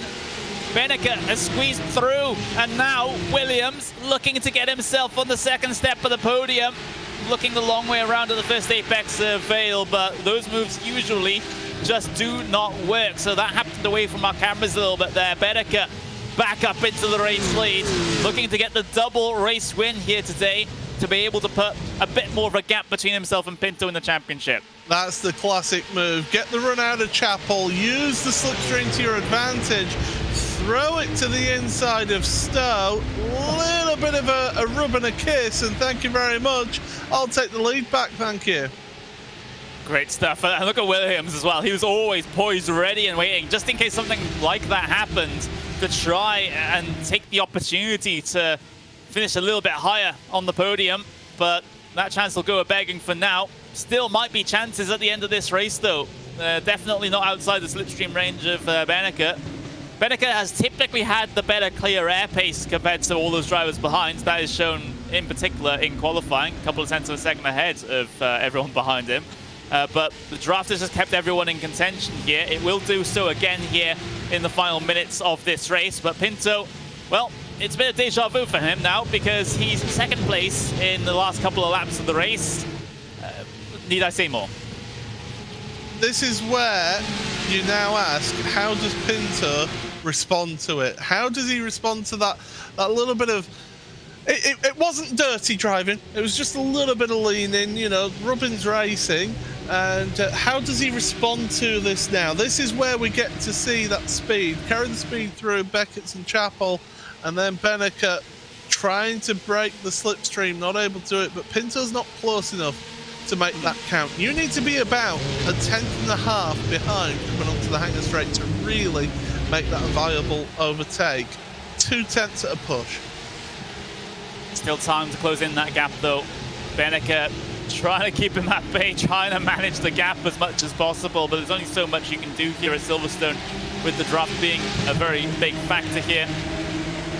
Pinto though knows exactly what he needs to do, was unsuccessful at it in race number 1. Let's see if he's learned anything from that failure, and let's see if he's able to put anything together to get up into that race lead by the time the checkered flag comes out. He's certainly very capable. Some believing that his capability of painting rims, wheel rims, is not too capable, as I see that in our wonderful little YouTube chat, but I think I've already made my opinions known on painted rims. They're pretty swish. Helps them stand out, which in turn helps us, so I've no problems with it at all. But into Stowe, look at the right-hand side of your screen, battling with Tarifa and Wagner out there, and Carlos Dieguez is also wanted to get involved in that, and yeah, Volkovic has had issues out there on track. I can see on the timing screen, so he's had issues, but yeah, tremendous battle. 4 minutes remaining now, Connery. Oh, they're all running wide out of cops there. They are pushing those track limits to the edge. Here we go with, this is the instant with Volkovic, I think it was, on the inside, struggling to get the power down, and swings that car all the way around onto the grass. Careful with the rejoin, should be fine from this point. There we go, gets back rolling. Just a little bit of embarrassment there from Volkovic, having that little spin, helped by no one else. There's the leading pack of cars though. Williams still in 3rd place, just watching and waiting for this battle to happen ahead of him. He might get a bit of a show in a couple of moments, depending if Pinto can just line up that run. Still not quite there as Pinto, though. He seems strong on the heavy braking zone into club. but he's just not able to get this one count. So is that a case of Beneke was happy to sit behind Pinto, use that slipstream just to help keep him there, and then sort of look after his tyres a little bit, manage the car, so that then he could make that move going down into Stowe and be able to stay ahead? That's the sort of big question that I have there. But Pinto, you can see the body language of the car. He's wanting by, but he can't afford any sort of mistake now. Absolutely not. Getting the run through onto the Wellington Straight. Brooklands is a slight opportunity here. If you can follow close enough into the braking zone, you can make something happen into here. Try and lunge around the outside, get the inside for Lovefields, get the traction off and try and slip your way ahead. It does leave you under threat for Copse Corner though, if you do decide to go for that option. So not entirely popular a lot of the time, but when the desperation is there, you'll take everything that you can get. Coming up to 2 minutes left remaining. Race leaders on the entry into Copse Corner now. Pinto just hugging the inside just that little bit more than what Beneke was able to do so.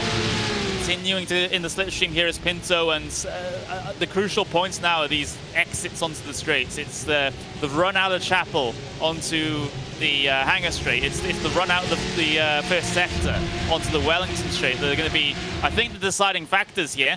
Pinto's going to be pretty close this time.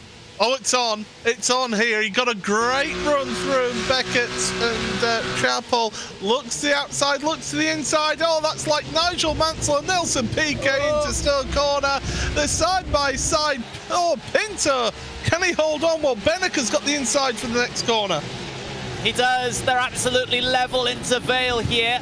Pinto inside for the next corner. Beneke swings it out, tries to get the momentum into Club. He has an overlap on the inside. The space is given by Pinto. There's a slide from Beneke across the line. One more lap to go between these two. And Williams now looking to strike as well from P3. He's laser focused on the task ahead of him, but there's still one more lap to go. And now he can cause Beneke a big problem here. This is exactly what Pinto would like to see in his mirrors. Williams causing Beneke a whole bunch of problems, so Beneke can't focus on the task ahead. Oh, I thought Beneke had pulled off an absolute blinder trying to get the cut back through Club. Didn't quite pan out for him, and he was a little bit tail happy. He's too far back at the moment down the Wellington Straight, and Pinto's doing everything he can to break that slipstream. It's all going to come down to the run out of Maggots and Beckett through Chapel onto the Hangar Straight as to how this one pans out. Beneke closed up on the brakes a lot there into Brooklands. Maybe Pinto just that little bit more conservative into that corner, making sure he can get the car stopped, but it's resulted in a little bit of time gained by Maximilian Beneke, and Pinto does not need that. He needs Beneke to be as far away as possible so he can't follow closely through Chapel and then get that slipstream down in towards Stowe. Beneke is driving the wheels off of that Porsche 24 driven by Redline car at the moment, sliding it out all over the place on the exit of these corners. Now through Maggots and Beckett, Beneke, he knows exactly what he needs to do. He needs to line up the perfect run out of Chapel to be able to challenge in towards Stowe. It's a bit of a struggle for traction, but there we go. Here's the big weaving from Pinto coming down the Hangar Straight. It's going to have to be a lunge from Maximilian Beneke, either at Stowe or at the Vale. He shows the nose into Stowe Corner, but there's nothing he can do from that far back. Pinto, just a chicane and a corner to go, and he'll pick up race number 2 win here. But here comes Beneke with the big lunge, a puff of smoke as he locks the brake, but it's too far back. It's simply not enough. And here comes David Williams for B2, looking to the inside for the final corner. Monsters the curb, gets unsettled, but it's Diogo Pinto that picks up race number 2 win here at Silverstone. The status quo is maintained into the next round between the two championship contenders. Oh my words. Finishes like that is why we love sim racing. It's why we love motorsport in general, but sim racing in particular. That was tremendous between the two of them. And yeah, oh, we got a drama on the last lap. Whoa. 2 cars into the wall. Now they will have crossed the timing line. So Lewis Tarifa is the car that's gone up and over. that's not the finish line, that's the start line. The finish line is just at the start of the pit wall where that gantry is. So they did actually cross the line together whilst sliding. That was contact with Tarifa and Wagner. Wagner was the car on the inside there. And out of all of that, Circuit did get in a position over Wagner because he just about got to the line before Wagner came sliding across the line. Here's the replay here. Little bit of contact there, and across the line they come. They're very lucky that the start-finish line is that far back compared to where the front of the grid is. Yeah, they're very lucky that the timing line is further down the straight compared to where the start line is. But what a tremendous race at the front there, Connery. Drama at the front, drama in the mid-pack, it seems. Diogo Pinto, of course, these are the unofficial race results pending Stuart's review, but Diogo Pinto winning race number 2 here today. Maximilian Benecke about half a second back. Then David Williams, a last-ditch attempt to try and get onto that second step, but unsuccessful. Still decent podium for David Williams here in this one. Decent haul of points in his fight for third in the championship. Christopher Dambeats with a decent day still. He finishes in P4. Gianni Vecchio P5 here at the end of race 2. When you consider he started final row of the starting grid in race number 1, that's pretty good going for the driver of the 70. Dylan Scrivens P6 today with Ricardo Ferrara in P7. Alexander Tiber P8. And Scal Ferraro in P9. Tobias Grundkotter will score a top 10 finish here today in race number 2. Lucas Lang P11 with Lucas Lippert in P12. Nico Vizicpi in P13 with Simon Omosa in 14th. Thomas Schmidt in P15 with Lucas Postata in P16. Muth in 17th. Diegues in 18th. Lombardi 19th. And Cirotec rounds out the top 20 cars. And then those that in the final third of the finishing results, Mike Wagner, you got Siebels, Denela, Volkovic, P21, 22, 23, 24 respectively. Ruben Plaza, 25th here today in his first appearance in this event. Reiner Gieser, he's in the same situation, first appearance, P26 in race number 2. Albano Mora in P27, Luis Tarifa P28, Mario Velgert in P29, and Galdiano in P30. Then those very last, those the 30 cars that we had take the start here in race number 2. But Paul, it's a whole lot of action for something that hasn't really changed as regards to the front part of the championship. They remain at the same points gap as they were coming into this one, with Benecke taking race 1 win, and then Pinto being P2, and then Pinto taking race 2 win, and Benecke being P2. So nothing's really changed.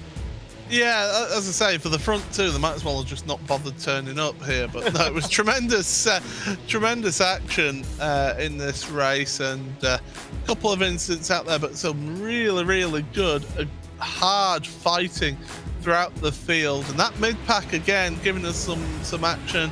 Yeah, there was one or two little incidents, and Matthias Siebels there getting caught up at Cop's corner, and yeah. Just this championship keeps on giving us action and excitement and just tremendous, tremendous driving. And yeah, Lombardi, he tried the ambitious move there, and it cost himself that a number of positions at the loop there.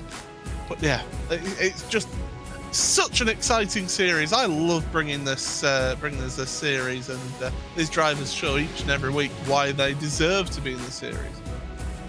Yeah, and it's pretty difficult to qualify into this. You remember, you don't have a surefire ticket into every single round. You do have to. Everyone has to go through the time attack qualifying. So yeah, there's a whole bunch of work that's done throughout the week in the lead up to these races by the drivers to even get the chance to race here today. And well, we saw a lot of mid-pack fights, didn't we? Involving Tarifa, Podstata, Wagner, everyone involved in this big old cluster in the middle where everyone is so close in terms of the race pace. Yeah, absolutely. But it was at the front where we got some tremendous action towards the end, and Benecke got the run on Pinto, got the slipstream, and said, right, I'm going to the inside. There's very little you can do about that. Got the job done, little rub and a kiss. Pinto wouldn't have been too pleased about that. because then that put him into the clutches of David Williams, but David not able to get past. And that then led to, a few laps later, Pinto being able to make moves. Speaking of moves down at the store, there was more done down there as well. So, as I say, the action, Wagner and Tarifa there together, they just seem to be stuck together out there. Yeah, it certainly seemed to be the case, and everyone else is trying to get their way through on them as well. So great little fighting, great little bits of fighting down in the mid-pack. But like I said, the front of the field was as tense as everything going on back there, if not even more so, as there was the attempted move back there by Pinto, and just a little bit of contact between the two of them. And well, these guys are just giving us a good show week in, week out. Whenever we have these races on, it's always these two at the very front most of the time, just being very respectful to each other. I'm saying, you know, the space is being given here, you know, because Beneke, at least in that instance right there, could have, to save the slide, just tracked out a little bit more, but that path would take him into the side of Pinto. But he took the slide on the chin, he knew he could recover the slide, and everyone was able to continue on their merry way. Yeah, and then this all happened right at the end then. Wagner, and around goes Tarifa, up and over. He goes for a bit of a spin cycle right there. Lands on all four, but yeah, that was right at the end. But yeah, tremendous stuff, brilliant stuff to see, and Pinto thoroughly deserved that race win in the second race. And we can get ourselves a couple of words with the drivers that have been out there today, and well, podium finishers. We can even drag Mr. Diogo Pinto into the commentary booth. Diogo, what a fight between yourself and Maximilian Beneke, not just in race 1, but in race number 2 as well. Just give me your overall impressions of that one, because it seemed like there was not really all that much to separate you two. Yeah, it was the hardest race, at least until now. I felt like I was missing a little bit of pace, maybe a 10th or half a 10th trim. So I had to push all the way. He had that little advantage, so he could save some tires to the end. So it made my life a little bit harder. But yeah, I think he did a little mistake on the last few laps, and I managed to get him on the second one. But on the first one, I had no chance. I was missing that little bit extra to make a move on him, but it's all good. Of course, this means that you're heading into the next round of the championship with the same gap that you had coming into this round of the championship. You know, P1 and a P2 apiece. So how does that change things now coming into the next couple of rounds, knowing that you guys are so close in points, sometimes pretty close on track as well? You know, what's going to be the edge that gives you the championship win at the end? Well, we'll see. I think Max is really fast at Nürburgring. Red Bull Ring, I'm not sure, but at least for me, the next few tracks will be good, but it will be really close as it was this track. So we'll see. I think maybe it will be we have to keep it clean, because a mistake from either one of us could change a lot in terms of points. So we'll have to keep it clean and decide it on track. I think that'll be my goal, because 8 points, it's really nothing. At the moment, I have a small edge. Maybe one race I can let him have it, but after that, it's going to be really close. It will come down to the last race for sure. Yeah, I get that feeling as well. It's been absolutely incredible watching both of you out there over the course of this season. You know, it doesn't seem like there's a race that goes by without you two having a bit of a battle or being very close on circuit. But you know, best of luck heading into those final couple of rounds, of course. But you know, at this stage, is there anyone you want to thank before we let you go? Yeah, thank you. It'll be good fun to race. Cheers. Well, there we go. You are a privateer, so I guess there's no one to thank. But thank you very much, Diogo. And yeah, soon. We'll hopefully speak to you again soon at some point. Yeah, bye-bye. All right, there we go. There was Diogo Pinto, race 2 winner here today. And of course, we will in a couple of moments speak to David Williams, Paul. But yeah, Diogo, it's amazing what he can do, even though he doesn't have that support structure of a team around him. he's still going out there and winning races. Yeah, he's got a team. It's just that they haven't officially announced it yet. You know that he's got a team, but I know the whole sim racer politics and things. Yeah, I know. But yeah, he will have at least some help in terms of somebody keeping an eye out and spotting for him and being this sort of race engineer out there. So yeah, but it's still to be able to do that without anybody else out on track providing you with any sort of support to back you up and to deny points to your championship rival. Yeah, certainly is a really, really good performance from Diogo to be able to do that week on, week off. Okay, we will be able to head on over and talk to David Williams here. And Paul, you're standing by with the VRS Commander Simsports driver. Yeah, so David, it seems that we meet again here in the commentary booth. But, 2 races, 2 podium finishes after starting in 4th place in race 1. You must be happy with everything that happened today. Yeah, I'm pretty happy with that, to be honest. Put myself in contention, near the front in both races, especially the second race. Obviously, I had to fight with Christopher in the first race. Quite a fun battle, actually, but unfortunately, I did lose contention with Diogo and Max at the end of the first one. But yeah, we got a good start in the second race, and I just tried to keep everything as neat as possible to look after the tyres. So I still had some tyres at the end, and I think Diogo was struggling with his tyres a little bit, so the inevitable battle did eventually materialize between Max and Diogo. And then I was really torn. The last 2 or 3 laps, I sort of had some half opportunities, and I had a choice of either whether or not to really go full on aggression and try and get second place and pretty much lose the chance of a win, or stay patient and try and hold on to the chance of something happening at the end, and maybe the win would still be possible. In the end, I did sort of something in between those two, which didn't really work. But yeah, I'm still pretty pleased. Yeah. Yeah, absolutely. I mean, you had the best seat in the house to watch that lead battle, and I've okay, maybe not that far up. I've been in that sort of similar situation where you sat behind 2 who are battling it out, and you're thinking, come on, just one of you knock into the other one and I can sneak through. Is that sort of in the back of your mind there whilst you're behind them?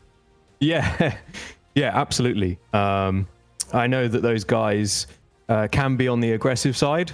We've seen it before, so I was definitely hoping for some freebies, let's say, and to capitalize. Ultimately, it's not the best way to win, but a win's a win, so I would have been happy with that.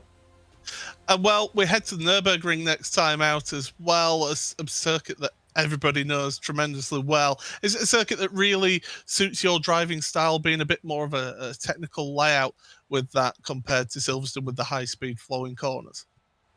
Yeah, absolutely. I mean, I do like Silverstone as well. Maybe I'm a little bit biased for obvious reasons, but I do also like the Nürburgring, and I have had some good results in PESC in the past. A long time ago, like three years ago now, I was fourth, I think. So yeah, I do know that Diogo and Max both like that track as well. So it's going to be tough, and I've obviously got strong competition for third place in the championship from Christopher and Gianni. So yeah, it's going to be tough. Well, it's great speaking to you as always, and hopefully we'll see you a bit further up the podium next time out. But all the best for the next round. Thanks a lot, Paul. Cheers. Well, there we go. That was a little bit of a talk there with David Williams, P3 in both the race number 1 and race number 2 here today. So double podium for David Williams. That's going to help him a lot with regards to that. Again, P3 battle in the point standings. Yeah, absolutely. 2 third places. It's a tremendous amount of points to score towards that third place championship battle. And yeah, David, he should be pleased with that. I think Pinto and Benecker just had that edge in terms of pace overall over David, but he did a really good job sitting behind them, as he said there, and was waiting for any opportunity. It just didn't quite happen how he would have wanted, but certainly really good result for him to get a good favour amount of points towards that third place in the championship. Well, of course, at this point, we've got Silverstone over and done with, and of course, we do have to look a little bit forward to, of course, the next circuit that we'll be heading to in just a couple of weeks' time. It will be the Nürburgring GP, which is the rescheduled event. Of course, that originally was meant to be round number 4, but of course got swapped around with Hockenheim. So heading to the Nürburgring home track for Maximilian Bernecker, Paul. He's got to be expecting a good result there. Yeah, and it's going to be a quick turnaround for those drivers as well, because after the Nürburgring, they've only got a week before it's the Red Bull Ring. So, 2 back-to-back races. Suddenly we can see how the complexion of the championship changes. But the Nürburgring, you've got that very technical opening arena section, which gives you tremendous overtaking opportunities through there. You've got the run down to the Dunlop hairpin as well. Through the Schumacher S and the Vidal chicane as well will give them maybe an opportunity out there. But it is a tricky track to overtake at, but you can do it there. Yeah, you absolutely can. So I'm certainly looking forward to it. But of course, that will be all that we have time for here for this event at Silverstone. What an event it was. 2 races action-packed, 2 races where we had that fight for the race lead between the 2 championship contenders. But the points gap remains the same heading into the Nürburgring. Let's see if the stalemate can be broken at the famous German racetrack. But from me, Connery Maddock, I've been joined by Paul Smith for the duration of this broadcast. Shout out to Hugo Luis behind the scenes, pushing all those buttons and making all those fancy things happen that you can see at home. But for now, we will have to say goodbye, but in about a couple of weeks' time, we'll have the event at the Nürburgring that you certainly do not want to miss. Bye-bye.